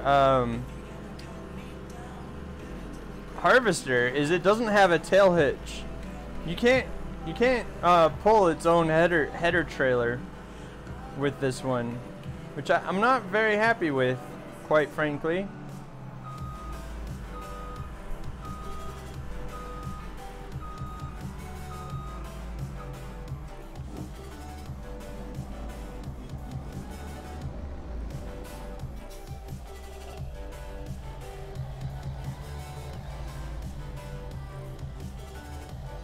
Case is being lazy. They are, man.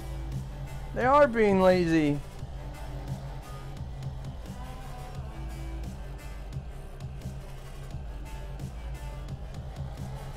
But it's like this little guy, he can carry his own header trailer, but he's too small to have a header that matters. Like it's too small of a Oh yeah, John Deere, man. That's great. I'm glad that it's finally coming. It's like John Deere finally wisened up when, you know, they saw how much equipment, case and stuff like that were selling because of the game. Not that the game really affects it that much, but you know, it's like free advertising.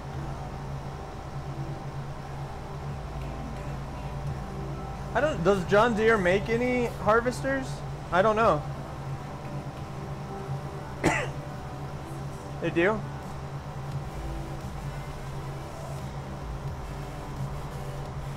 Well, that's cool.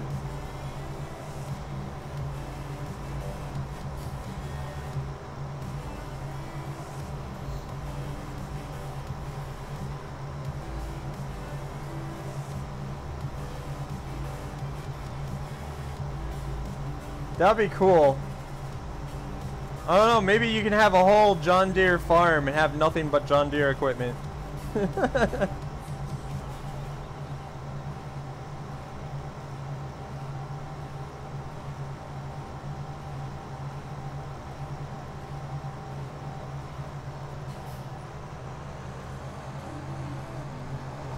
I'm interested to see like what other features they're gonna have in Farming Simulator 19. I think cotton is cool. Like, it'll be fun to do cotton crops.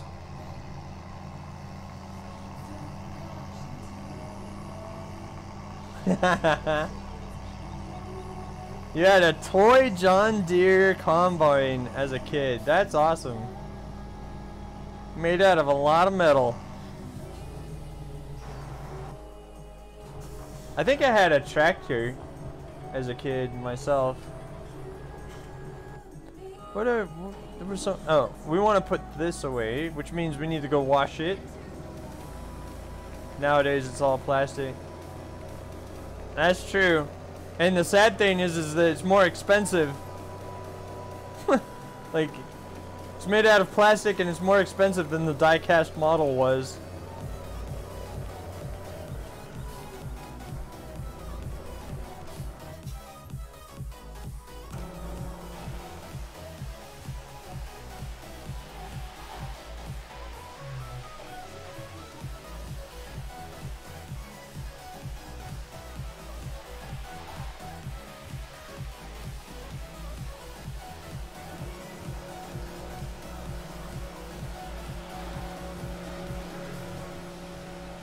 One thing that I would like to see in Farming Simulator 19 is, instead of me just sitting here holding the pressure washer at one spot and it magically washes the whole thing, I would like to see it do sections. Like, okay, well, you know, you divide this up into fourths and then you would do one side and then you would do the other. Like, I would like to see that. It's an unnecessary feature, but you know, you're calling the game Farming Simulator. You know, I would like to see those little touches of realism in there that aren't in the other games, you know?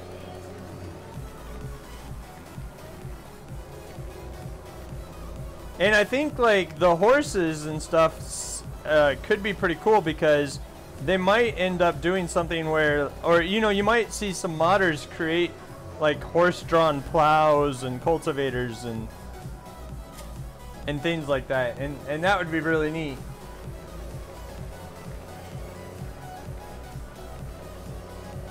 Because then you could do like an old-timey farm, you know. Let's grab this cultivator.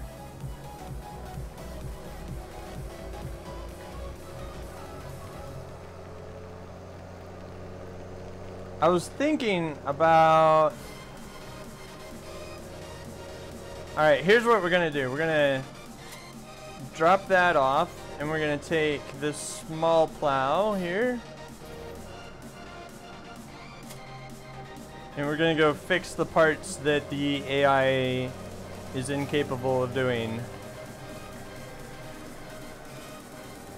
Yeah, I agree, man. I agree. I mean, and the other thing is too, Giant Software puts out quality stuff. And so like I've already pre-ordered the game because I'm ready for it, you know? Is Gamescom this month or is it in October? I thought it was an October convention, but it might be August. I honestly don't really pay attention to Gamescom that much, but Gamescom's been better and better than E3 lately. This month, oh, that'll be good. Maybe we will get some gameplay.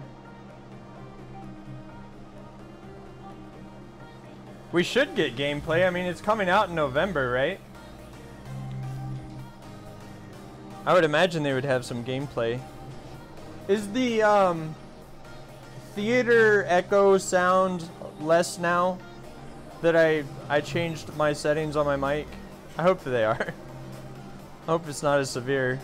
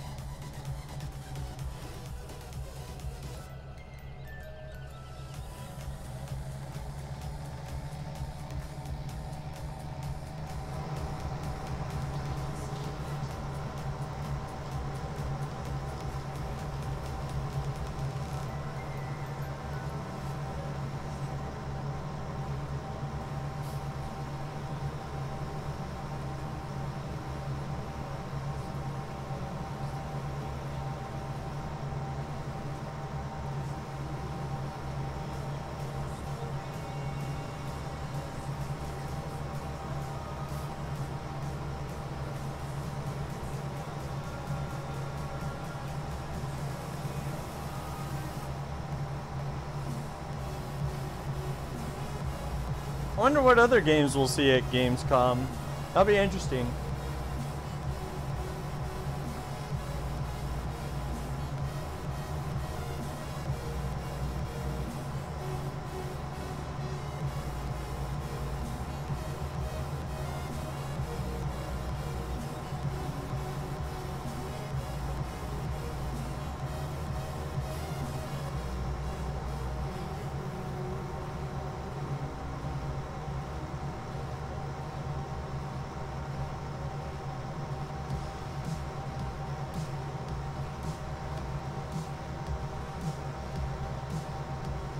Yeah. Maybe we'll finally get a release date for fucking Bannerlord. Like, that's some wishful thinking. But, you know, maybe they'll finally give us a release date for that game. I swear it's been on Steam for 2 years. It feels like it's been on there for 2 years. But I think it's literally been on Steam for two years, just not without any release date or, you know, coming in 2019 or coming in, you know, there's none of that.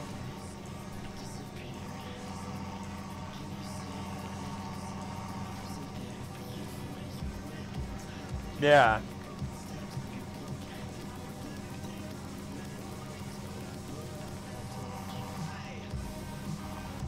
I can probably look on my wish list and see when I added it. Because I added it as soon as it was put on Steam, and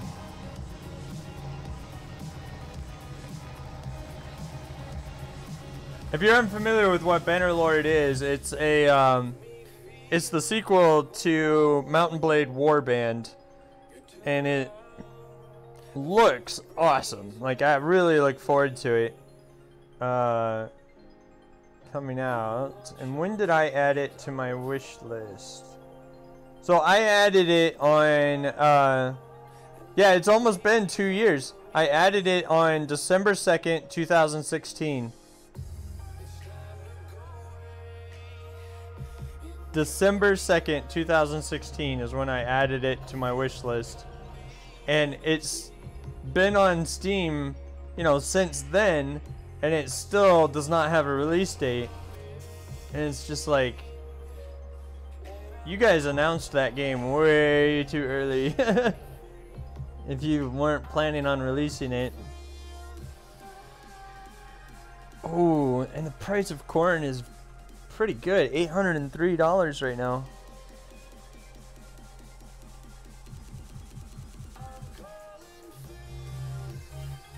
What do you think, Emmerich? Should we sell at 803?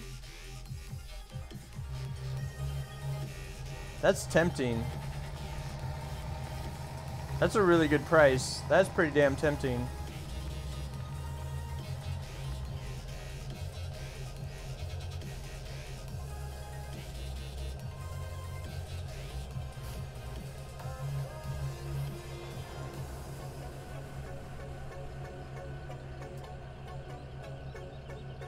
$900 is what you've seen at max before.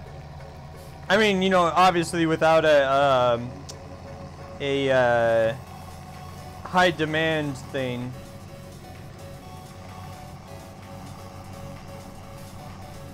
Because the high demand prices don't really count. I know some people play this game by only selling at the high demand prices, but how do you have that kind of patience? Like, in real life, that's what I would do most of the time. But like, in the game, you know, you don't earn enough money if that's all you do is sell at that price to have any kind of like meaningful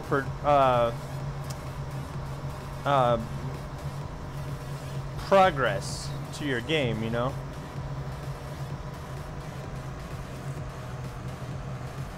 Yeah, I think selling at 800 is going to be wise.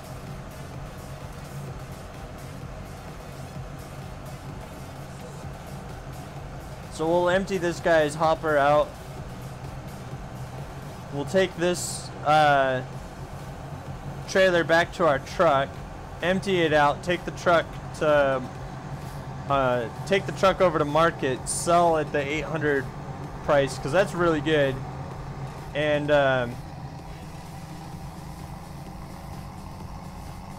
drop it in. We'll actually leave this trailer over here so that we can just hop into it and you know, go. All right, let's go pick up our corn. Where do we need to sell it? We need to sell it at Agri. Though that price is still climbing at Lone Wolf.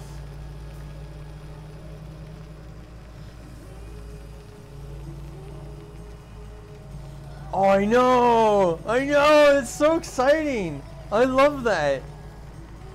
The build a farm, I mean, the modders are gonna have a lot of really cool, toys to play with in Farming Simulator 19. The one thing that I would like to see is terrain deformation. So like when you're plowing, I want to see it like dig into the ground and stuff, you know, but they haven't talked about that being a feature, so I don't know if it would be. I would also like to see seasons in the default game. That would be really cool. I understand why they wouldn't do it. But I feel like it should be an optional thing, so like you could turn on or turn off seasons. If you turned off seasons, it would be like the normal game is, and if you turned them on, then there you go.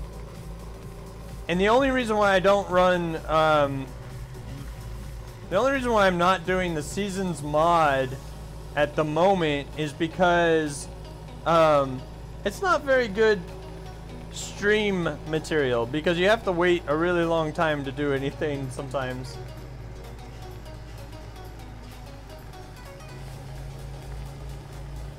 Oh, is it? Okay. Well, that's unfortunate. I know that a lot of people have been asking for it though, so it's certainly something that they'll probably end up doing in one of the future, either an update to FF19 or like, you know, maybe we'll see it in FS21 or whatever.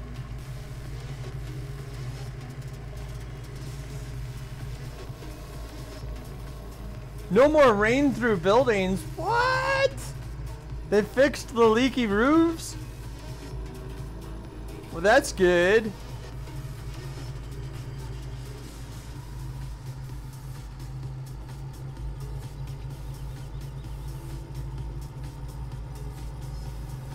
Have you seen the game Cattle and Crops? I'm still waiting for them to polish it a little bit more because it's kind of a little bit rough on the edges, but they do have terrain deformation in Cattle and Crops. And so like I was trying to plow in the rain once. Yeah, that was a huge mistake. I was like, it was like spin tires up in there.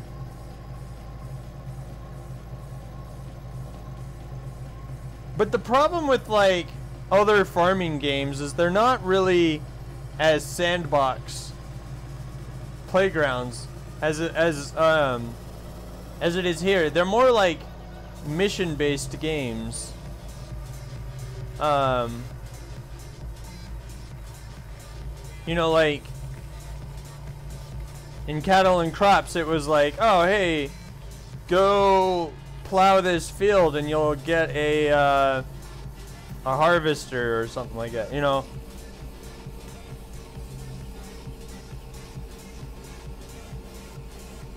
Oh yeah, exactly.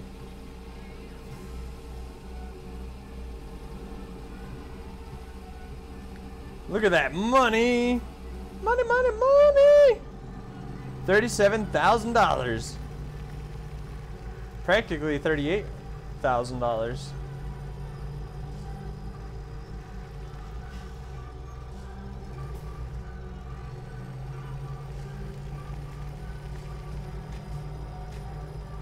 Oh gosh.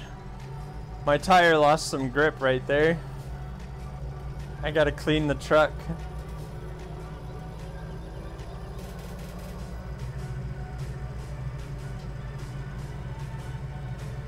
But yeah, like I'm using some of the realism mods that are in the game, or that are for the game, and so that's why my tires slipped there a little bit, because they're a little bit filthy at the moment. I need to go fix that.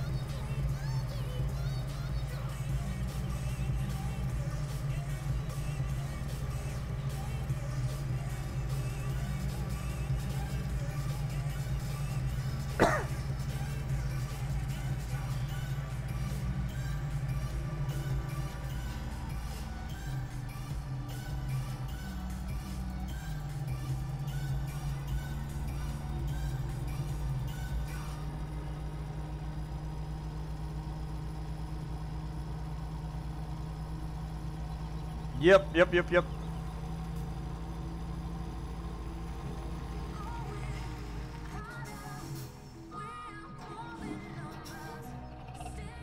Whoa.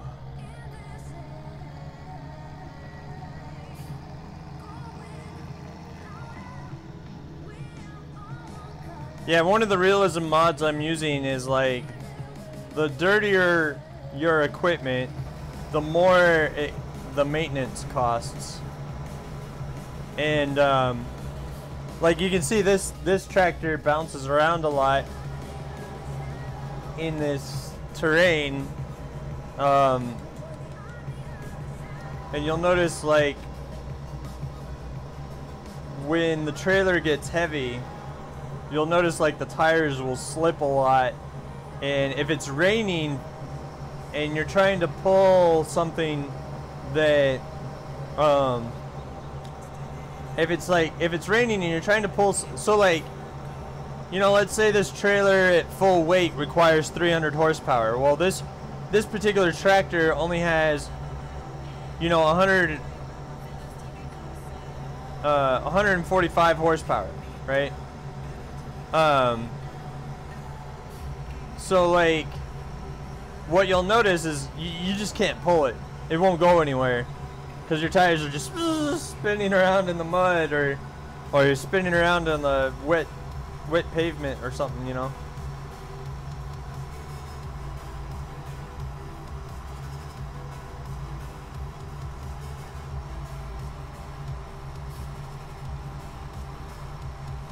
Yeah.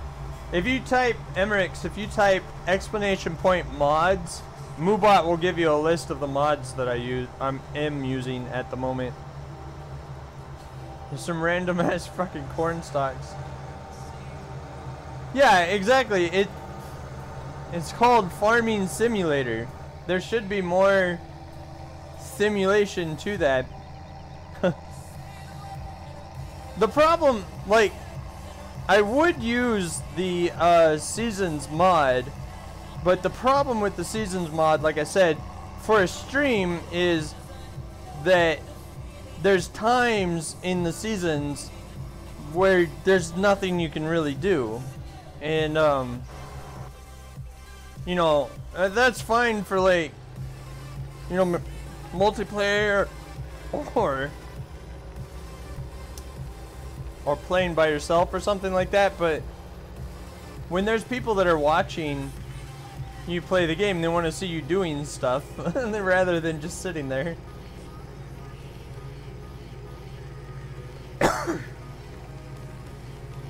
Three days per season. I didn't know you could change the length of time per season. I might have to look at that mod again then.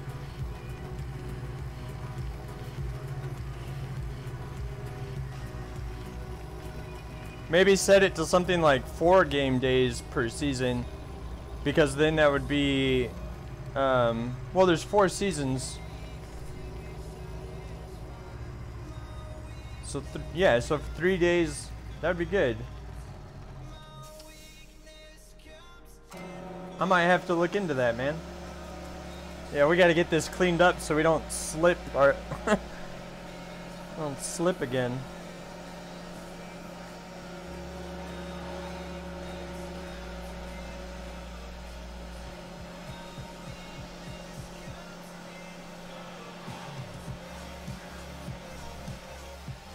Setting it to 3 would make sense, you know, because then it's like, well,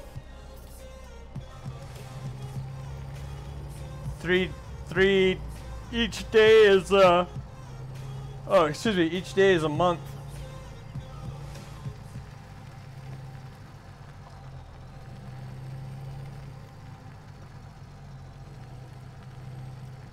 Alex, what's up, dude? How's it going? You live in Oklahoma, huh? That's awesome. I was born in Kansas City, Kansas, and I grew. The first 11 years of my life I spent in Shawnee, Kansas, Olathe, Kansas. I think more. Shawnee, Olathe, and Lenexa is where I lived.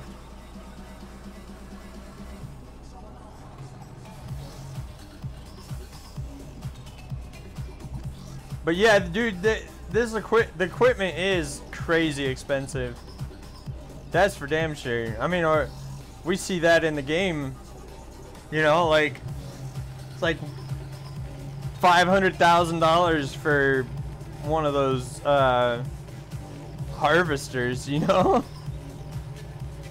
that's brutal, man. I wouldn't want to know how much it costs per month to insure a $500,000 vehicle. Like, I would not want to know that. Well, I mean, I do want to know it, honestly, but you know what I'm saying, right? You live about 2 hours from Wichita. I've been there. Been to Wichita.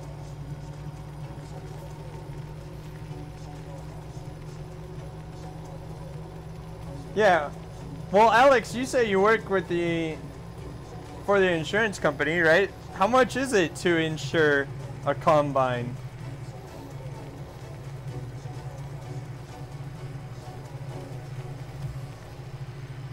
That'd be crazy.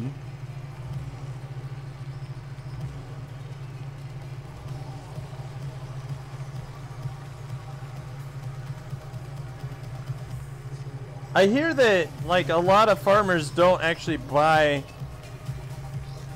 the full equipment. Like they'll lease it a lot of times.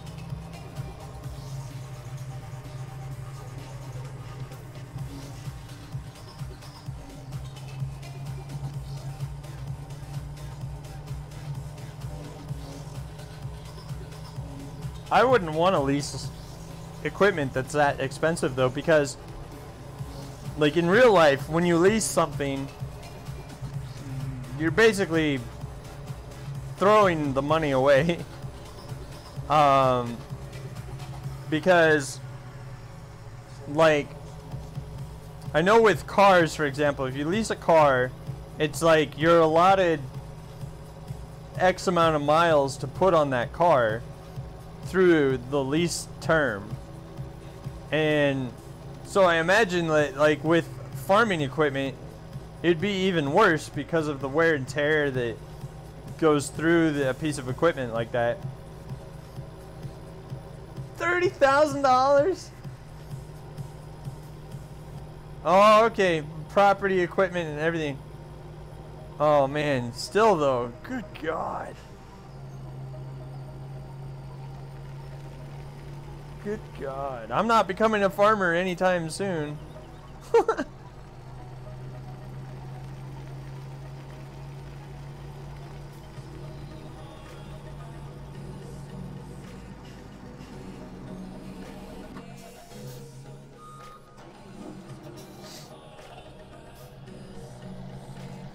This guy's tank is almost full.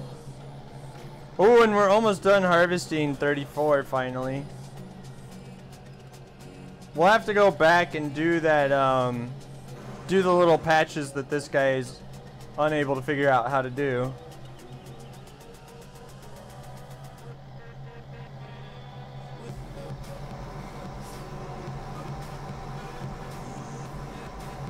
Do you have this game, Alex?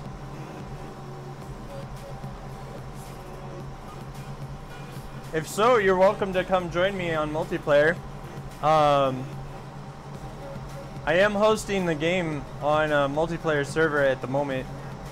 I'm the only one playing on it at the moment, but you're more than welcome to come join me if you have the game on PC.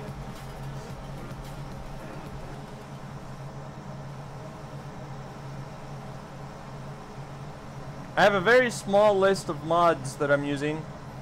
They're mostly realism and enhancing mods and stuff like that that increase the realism of the game.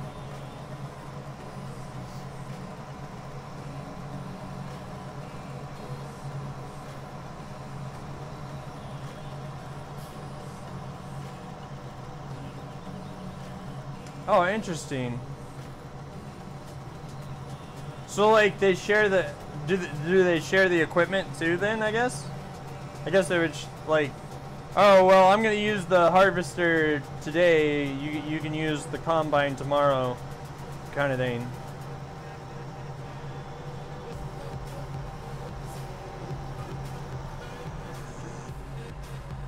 This is Farming Simulator 17.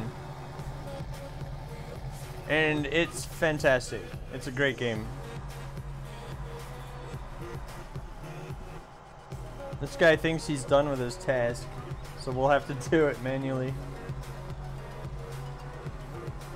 But Farming Simulator 19 comes out on November 20th. So if you don't own 17, it might not be the best time to buy this one, because the next game comes out, you know, pretty soon.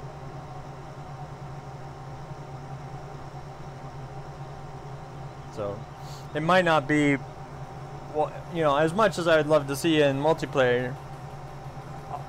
You know, August to November, it's not that much time.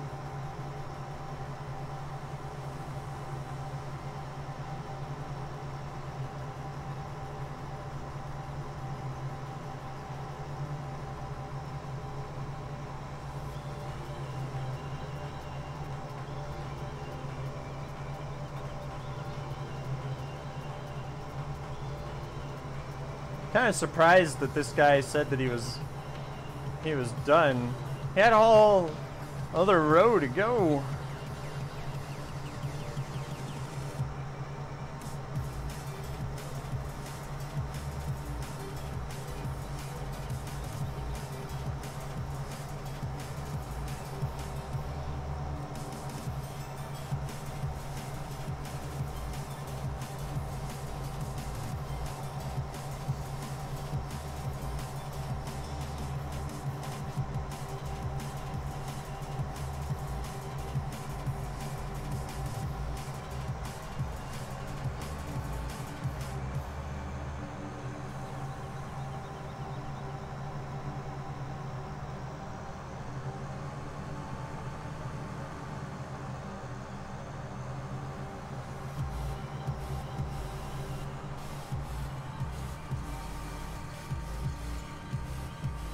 Sitting on $108,000 at the moment. That's very nice.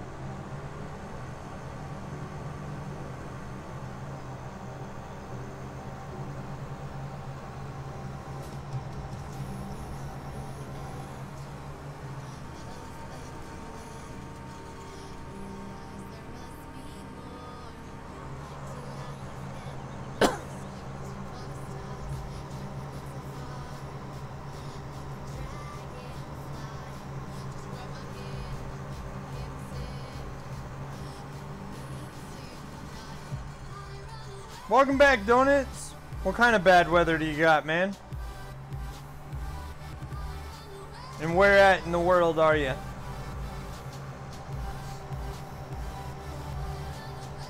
I forget.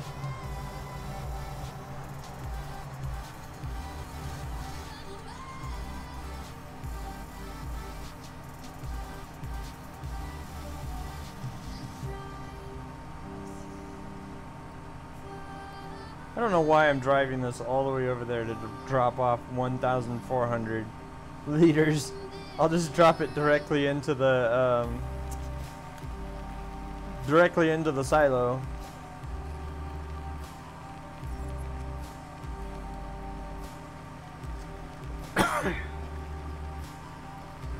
Alright, that does it for the harvest.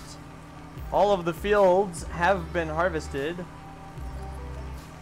Rains and storms in the UK. Isn't that kind of like you guys' normal weather?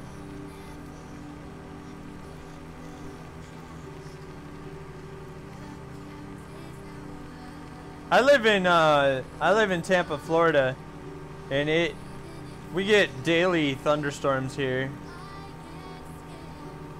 in the season.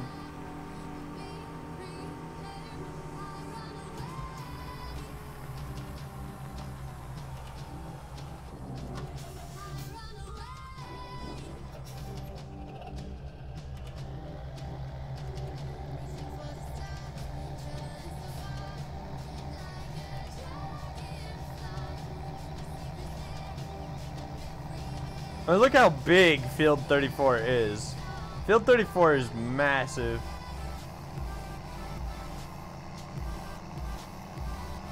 Been sunny for 2 months. Wow.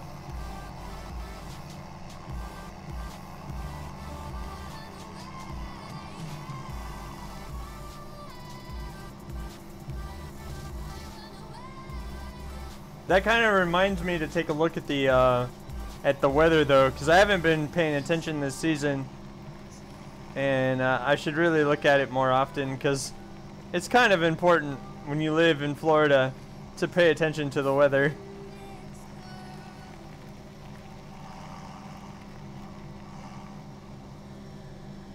Alright, stop this guy here, and where's the combine?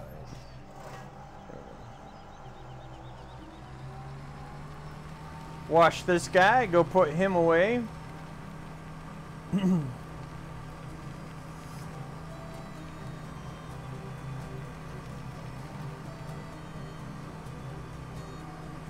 You grew up in Winter Haven, huh? Yeah, I'm in Tampa, and Winter Haven's not that far away from here at all. I've never been to Winter Haven though, not to my knowledge. I might have driven through it, but I've never stopped in Winter Haven. I've actually not been to that many places in Florida. I went to this one town that I forget the name of it. It was a weird name, but it's like up in the northeast, kind of near Jacksonville, and I went there because Hurricane Irma was coming through, and I needed a place to stay the night before I continued moving, and I was actually I was headed west because I was gonna go to Texas to avoid the hurricane, and the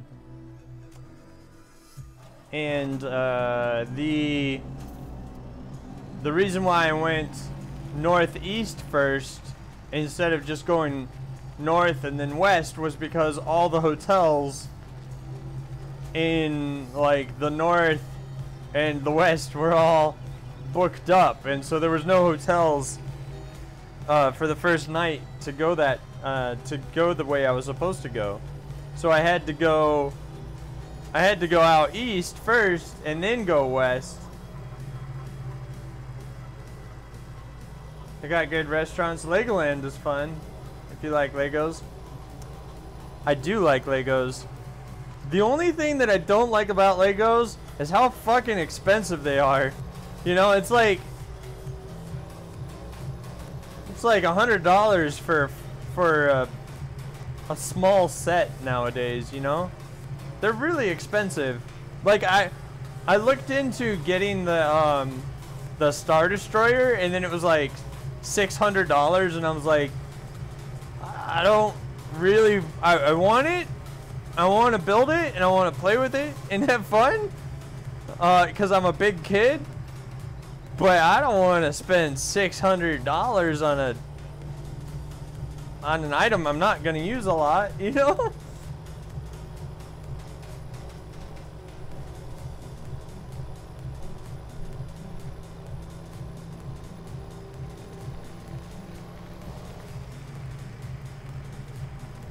Oh.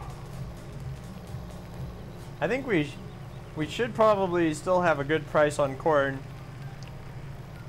We will check. We will check. We can check right now. Okay. $762 at... I agree. We dropped the price considerably when we sold all that. We've got 27,000 liters left. So we don't even have a full trailer at the moment. The rest of the prices are absolute shit, especially canola. Canola prices are garbage right now. Look at that. Yeah, we'll just hold on to what we've got because those prices are absolute trash right now.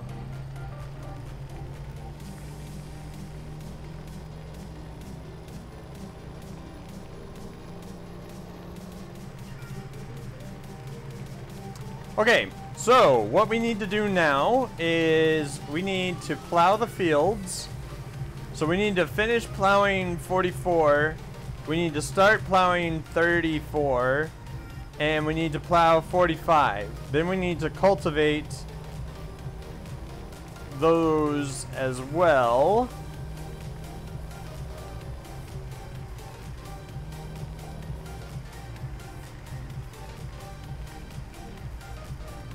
Exactly, man. It's like $800. Dude, I remember when I was a kid, like I bought my cousin a Lego set for Christmas or whatever. Like that was like the way our family did it was when all of the family was living in Kansas, what we did was like basically draw names out of a hat or something similar to that. I forget exactly what, but you would basically draw names, and the kids would draw kids' names and stuff like that, and you would get a gift for whoever you got your name of, so that way you weren't like it wasn't like because we had a pretty big extended family, right? And so you weren't buying like 64 gifts. I'm throwing out a random number. It was probably more like 30 or something like that. There's a lot of people in the there's a lot of people in the family, right? And so like you wouldn't end up having to buy like 40 or 30 or however many numbers it was. You wouldn't have to buy all these people different gifts and stuff like that. You would draw your name and you would get that name, and then you would get that gift. But I remember being able to afford a castle Lego set for my cousin when I was like 8, 9, 10 years old, somewhere in that neighborhood. And you can't do that as a 10-year-old anymore.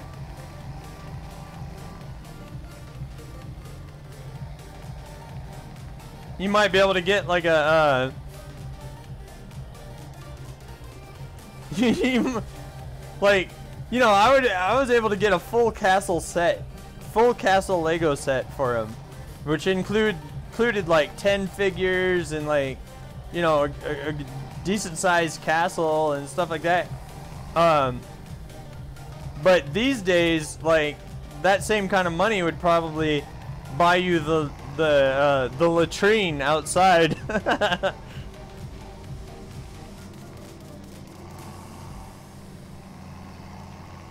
Alright, what can we do with this tractor? This guy's the underpowered tractor. I think you like Lego, but you love food more. Yeah, I know, right? I think what we can do is we'll trade that tractor for the Puma, and then we'll put the Puma on the cultivator, right? And we'll take this guy and hook up to that, and then we'll go get this guy, and we'll hire a worker with him.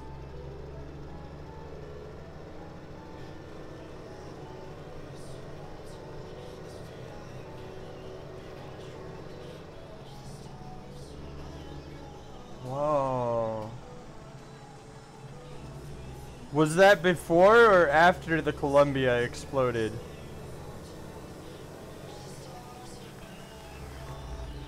Because if you still have that in the box, that's gotta be worth something. Alright, donuts. I wonder if you're gonna get donuts for your snacks.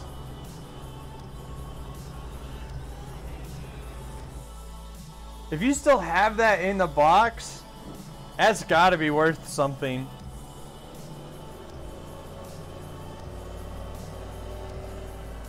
I remember watching the Columbia explode live on TV. I was a kid. We were watching it in school and stuff, and it was like, I remember seeing it explode. It was intense.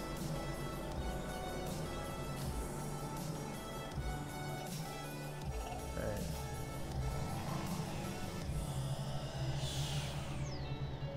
You know what we could do is take.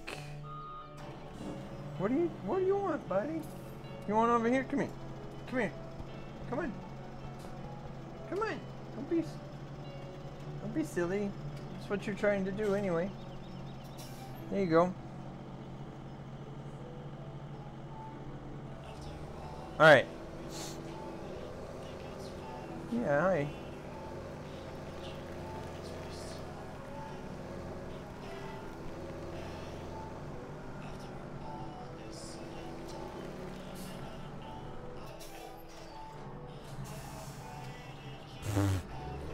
This guy's all like, oh, I'm done with my task. No, you're not. You haven't even started your task.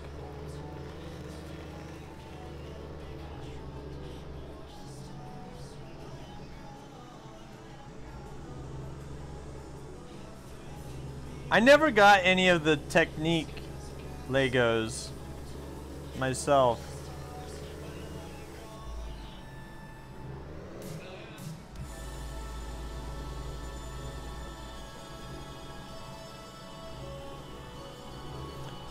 Let's turn the camera down a little bit so you can see the kitty. Kitty, kitty, kitty. Hey, kitty! This is a cat cam. Watch out! Oh no! Look. Say hi. Say hi. What is that, buddy? It's a kitty cam.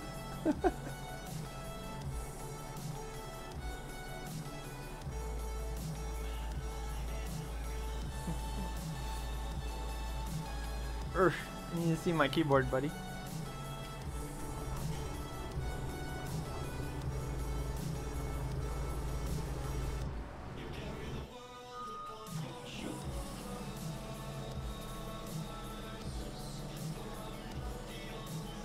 Found a pic of it. Hold on, let me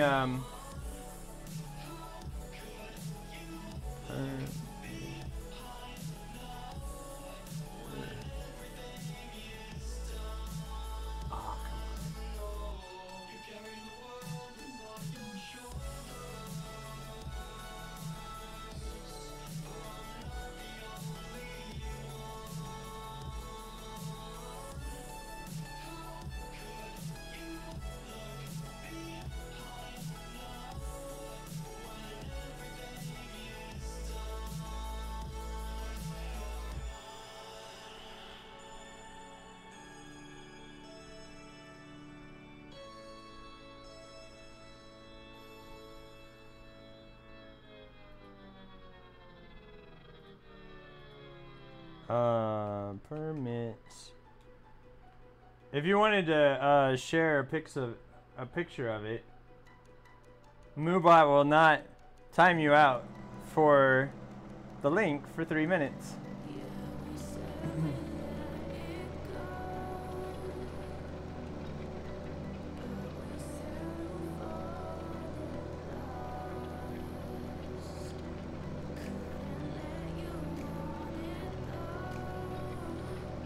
That'd be really cool to see.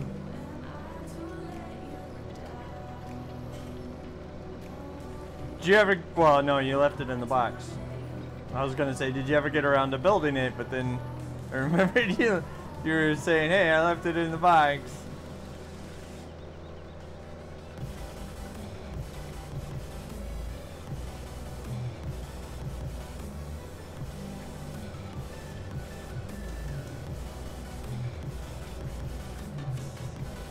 You did build the Technique version? Dude, you might want to look on eBay and see how much the Columbia shuttle is worth, man. I bet that's worth something.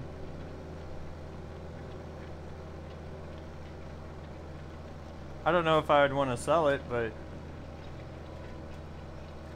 it's probably worth something.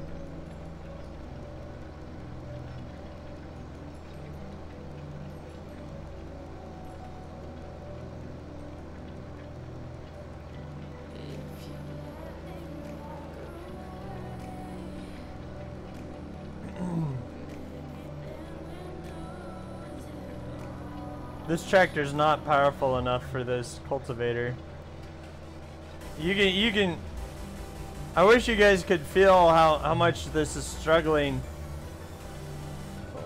because I'm getting a lot of feedback from it and it's going like, Drake, you're killing me here, buddy.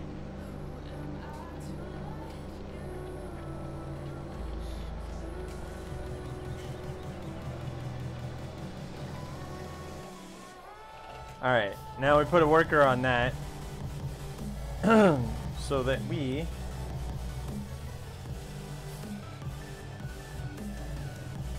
can fix the parts of the ground that the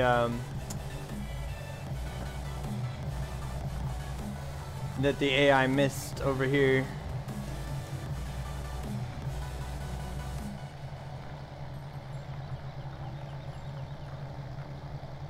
What?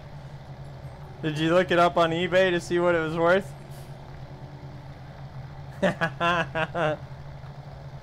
Yeah, dude. I figured it would be worth something kind of crazy because of the history, and I doubt that they remade it, you know, because of the tragedy.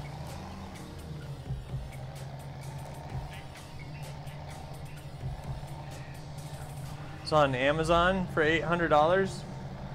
Well, Amazon has its own like eBay-like nature now.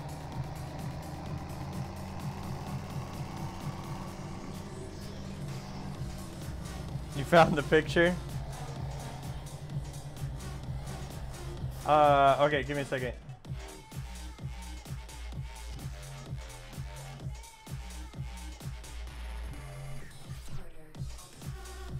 There you go.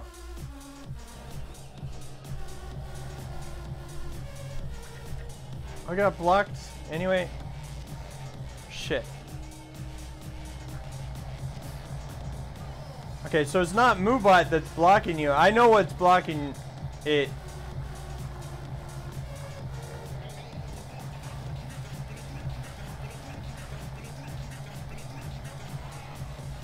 I know it's blocking it. You'd have to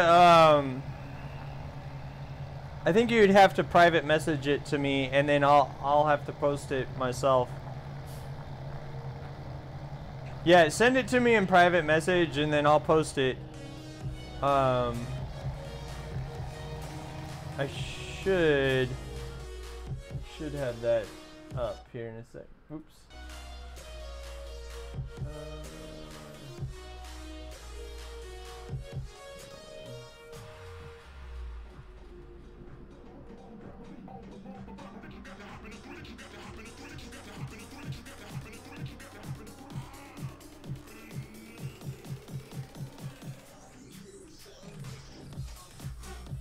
Okay, I just got your PM. Dude, that looks awesome, man. That looks awesome. This is what Emmerich's sent. That looks great.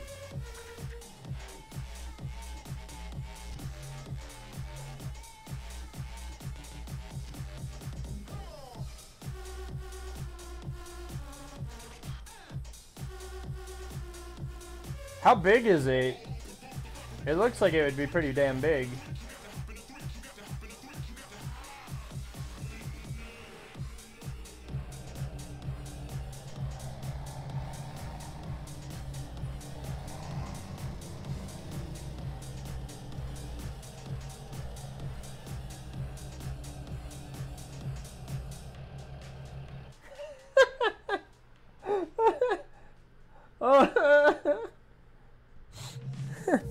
So that message that you just sent, it's, found a pic before with size.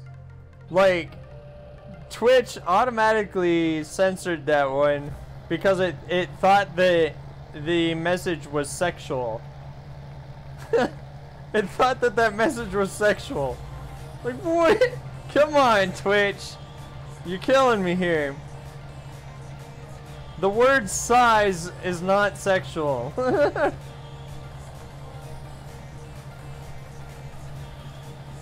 That's pretty funny though.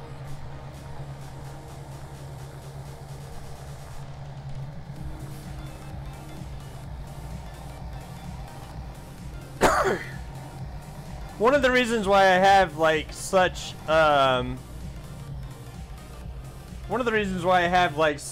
strict Twitch chat is because I used to get these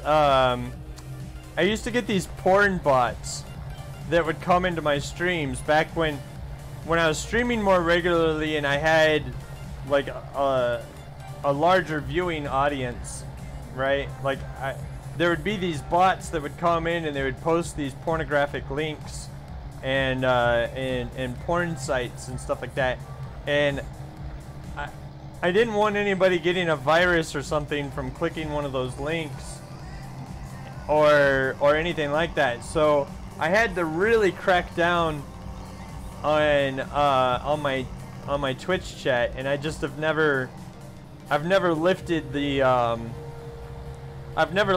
restrictions because I'm a very active participant with my Twitch, Mixer, and YouTube communities. I'm like very active participant with that, and so I've just never lifted it because it's easy for me to see like, oh, okay, well, that message got blocked because of this or that or whatever, and if it's a benign message, I can just go over here onto my other monitor, click on it, and let it through, you know. So it's not a big deal. But yeah, those bots were so annoying because, yeah, it was nice that I was getting the extra views, if you would, but the problem is like the bot would go in, drop the message, and then leave, you know. So it's not like I was getting an extra viewer out of it or anything like that. And it was particularly happening a lot when I was playing The Sims 3, which I had a lot of kids that were watching that. You know, like there were a lot of youngins that were watching, and I was like, oh gosh, I really do not want all these porn bots coming in, dropping these porn links with all these, you know, 8 to 12-year-olds that are watching me stream. And so I added, you know, like, I made it so that, like,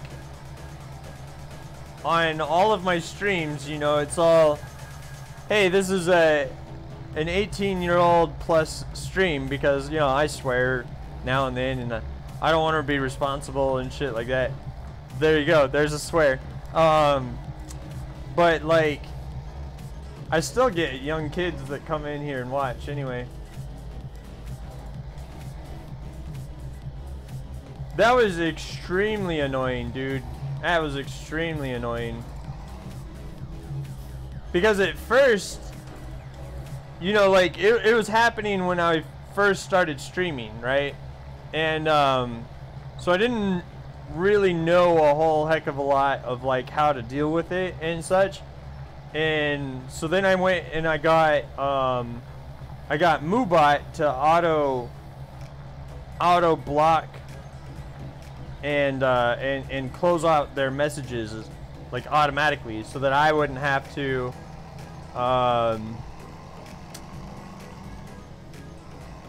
you know, because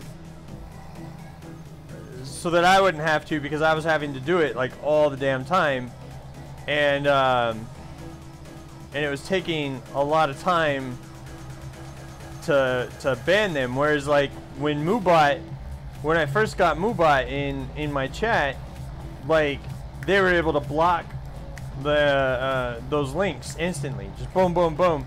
And Twitch back then, Twitch didn't have a an automatic link blocker. Like there wasn't a way to automatically block links back then. So I think that's why the bots were so prevalent too, was because there was no way to automatically block them without having a bot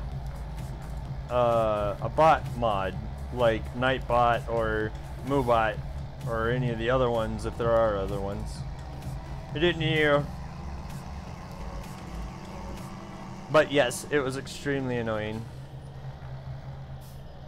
There's a little spot that didn't get done.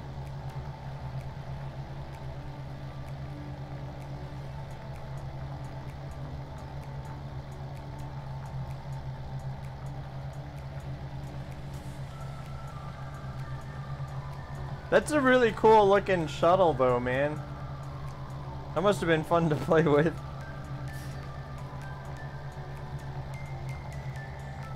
One of the things that I really love about Legos is when you get bored of the original creation or whatever, then you can just make whatever you want. And I had this one futuristic spaceship Lego that it was a really big spaceship, and so it was a lot of fun, right? And then what I ended up doing with it is, like, after I had fun with the base model and stuff, I created a bunch of small spaceships out of it. And the really thing that was really fun with like doing Lego spaceships is like when you were doing battle with them and stuff, and you could like rip off a piece of it and just get, like, you know, all kinds of damage to it and stuff. But yeah, exactly. All the kids do nowadays is video games. All the parents do is slap a fucking tablet in front of their kid and walk away these days too.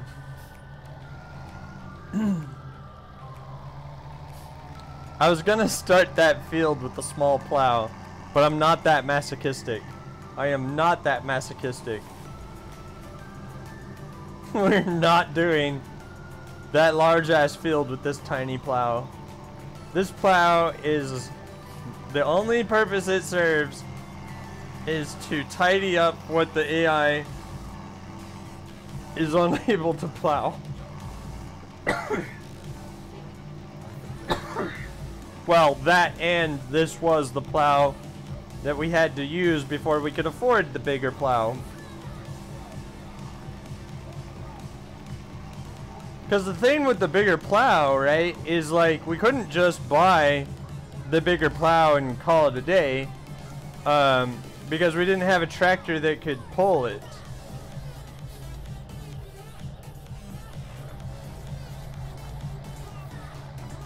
So we had to wait until we could afford a tractor. And the plow. Ugh, goodness.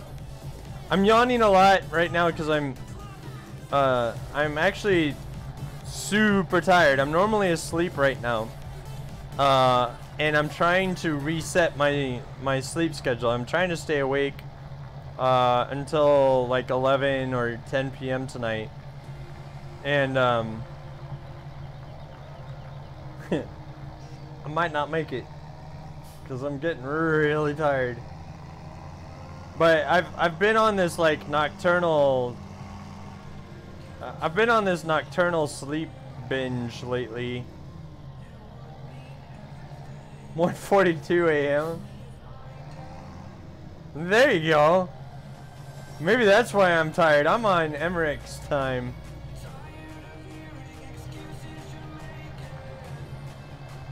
Well, there's that, and I've also been streaming for the last 4 hours, which is quite some time.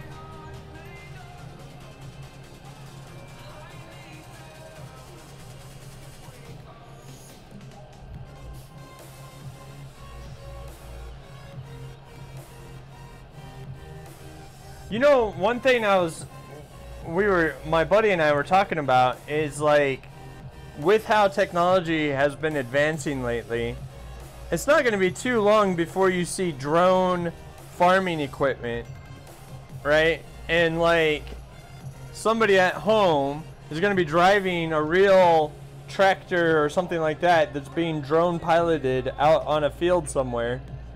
And then the other thing is, like, because of the way those little flying drones work nowadays, there's absolutely no reason why you couldn't have you know, a third person perspective like I do right now. And then my buddy Jopti was saying, well, yeah, well, you know, there's that, but then you're probably also gonna see like virtual reality driven tractors. Yeah. The this tractor, which one? That's actually in game, but it doesn't. I don't think it has this feature in game. But this Case Quad Track, this one has AI drone drive capabilities. It can drive itself on a pre-programmed GPS like plot point. I think it is freaking crazy. It's awesome. But it also puts people out of work.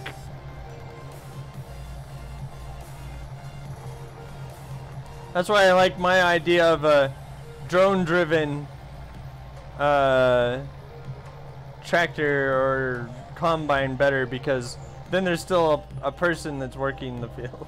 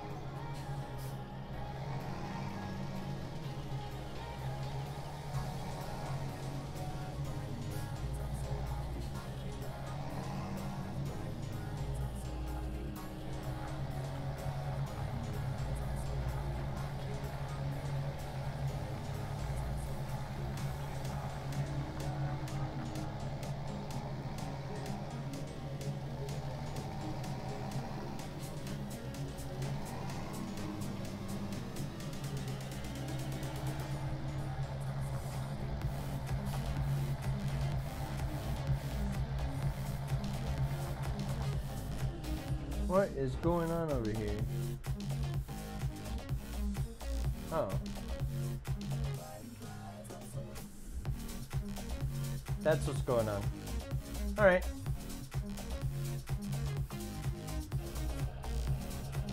It was weird. Like, I wasn't expecting there to be movement over there.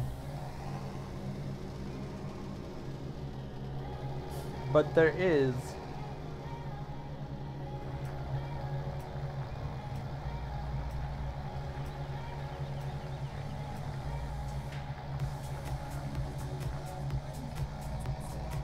Man, you old. Everybody gets old eventually, man. You'll be old soon.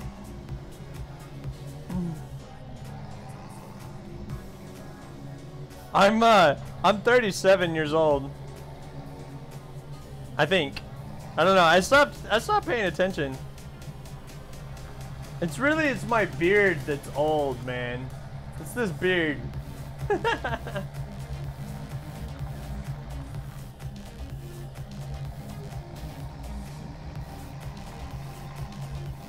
But what's going on, Christopher? How's your weekend going so far?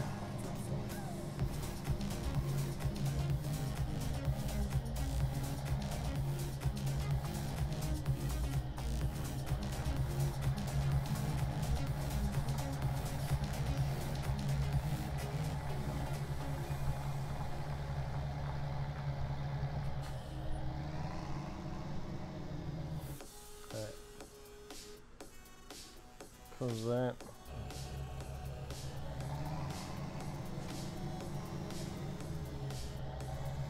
Doing good, man. Chilling, playing some Farm Simulator, getting excited for getting excited for Farming Simulator 19. We've been talking about Legos and hurricanes, and what else have we been talking about? Oh, we've been talking about the failure that is Life is Feudal MMO. Game developers lying. What else have we been talking about?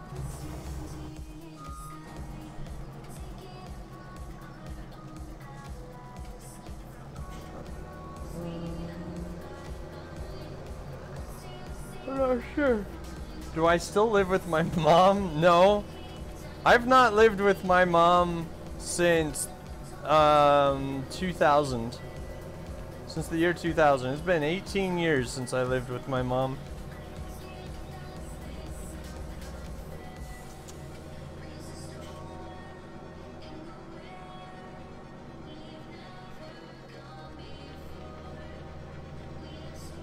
I joined the Navy right out of high school, and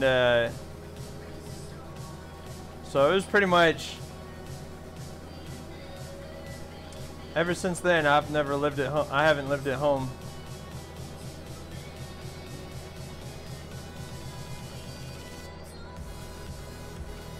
Yeah, it's quite some time. I wouldn't want to, you know, as much as I love my mom, I wouldn't want to live with her again. Like,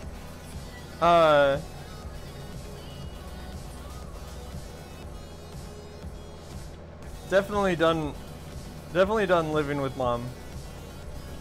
She's awesome though. My mom is totally awesome.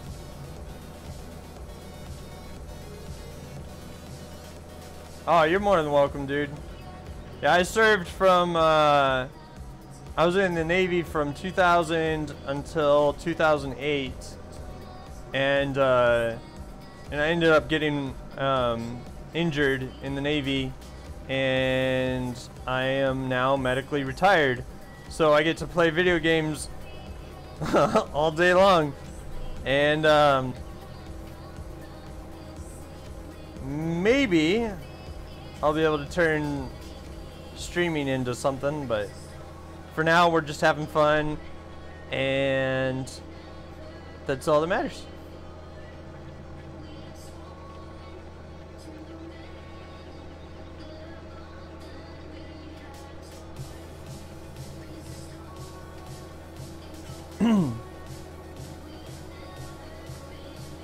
I think what we'll do, though, for now, is I'm probably gonna finish cultivating, like we'll finish cultivating this field, and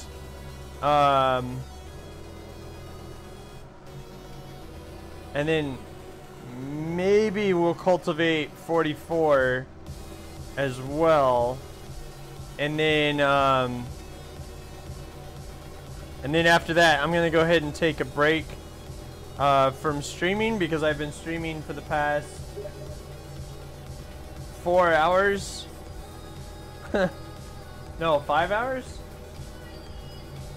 Yeah, almost 5 hours. So, I don't know. We've been streaming a very long time. And, I'm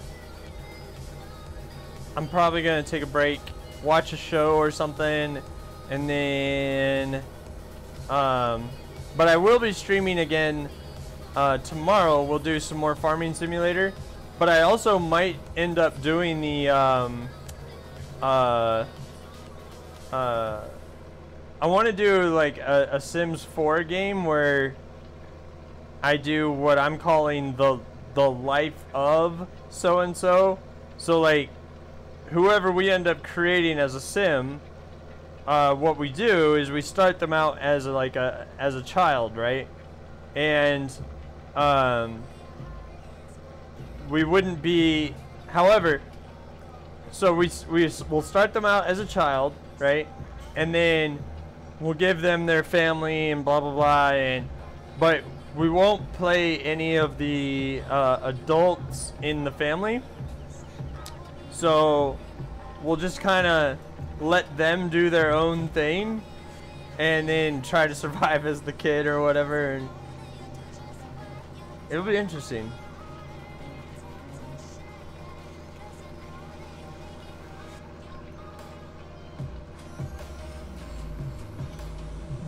I want to give that a shot.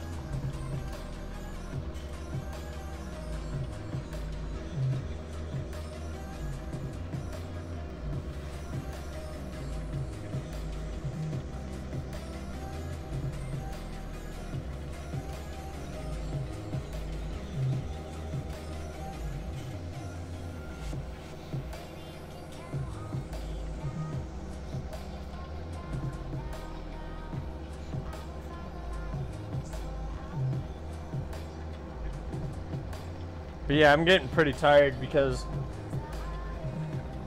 I'm trying to reset my sleep schedule. And it's making me pretty tired. Gotta admit. That and streaming all day. But, you know, whatever.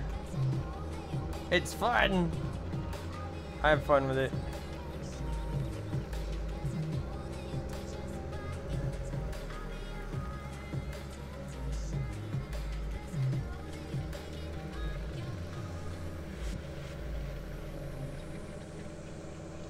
So yeah, what we'll do is we'll finish cultivating 35, and then I'll be calling it a night at that point. But I mean, we got a lot done today. We got all of the fields harvested. We sold a bunch of the crops, and we have plowed 35. We've plowed 44. Yeah, so we plowed 35, we plowed 44, and we're in the process of plowing 34. And then tomorrow when we pick up the stream again, we'll have to finish plowing 34, plow 45, cultivate 34, and 45 and 44, and then fertilize all the fields. So yeah, there's a lot of stuff that we gotta do, and then we gotta plant, and this time we gotta remember to plant in the proper order so that we don't fuck it up again, because we fucked up 34 when we forgot to plant oilseed radish. I think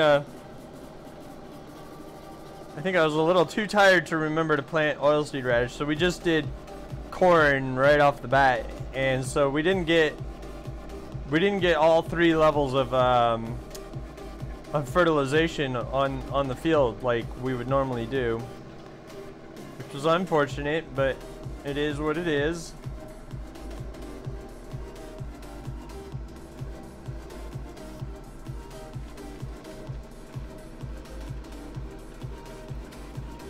But you know, this stream's been a lot of fun. We've had a lot of people chatting, and that's always what I enjoy the most about streaming, is, you know, having everybody chit chat and stuff like that, and it's really cool, like the way I've got it set up right now, so that, you know, people on YouTube can chat to the people that are on Twitch, that can chat to the people that are on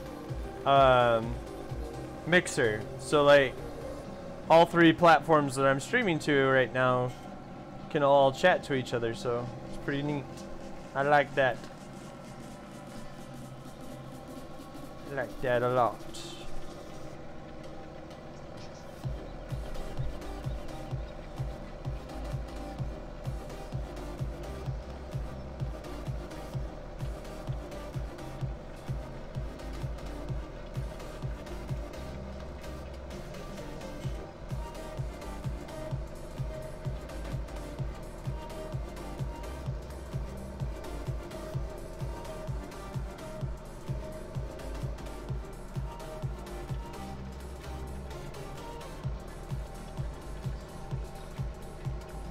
This tractor does not have enough horsepower for this thing. But that tractor is the only tractor that can pull that big ass plow, so.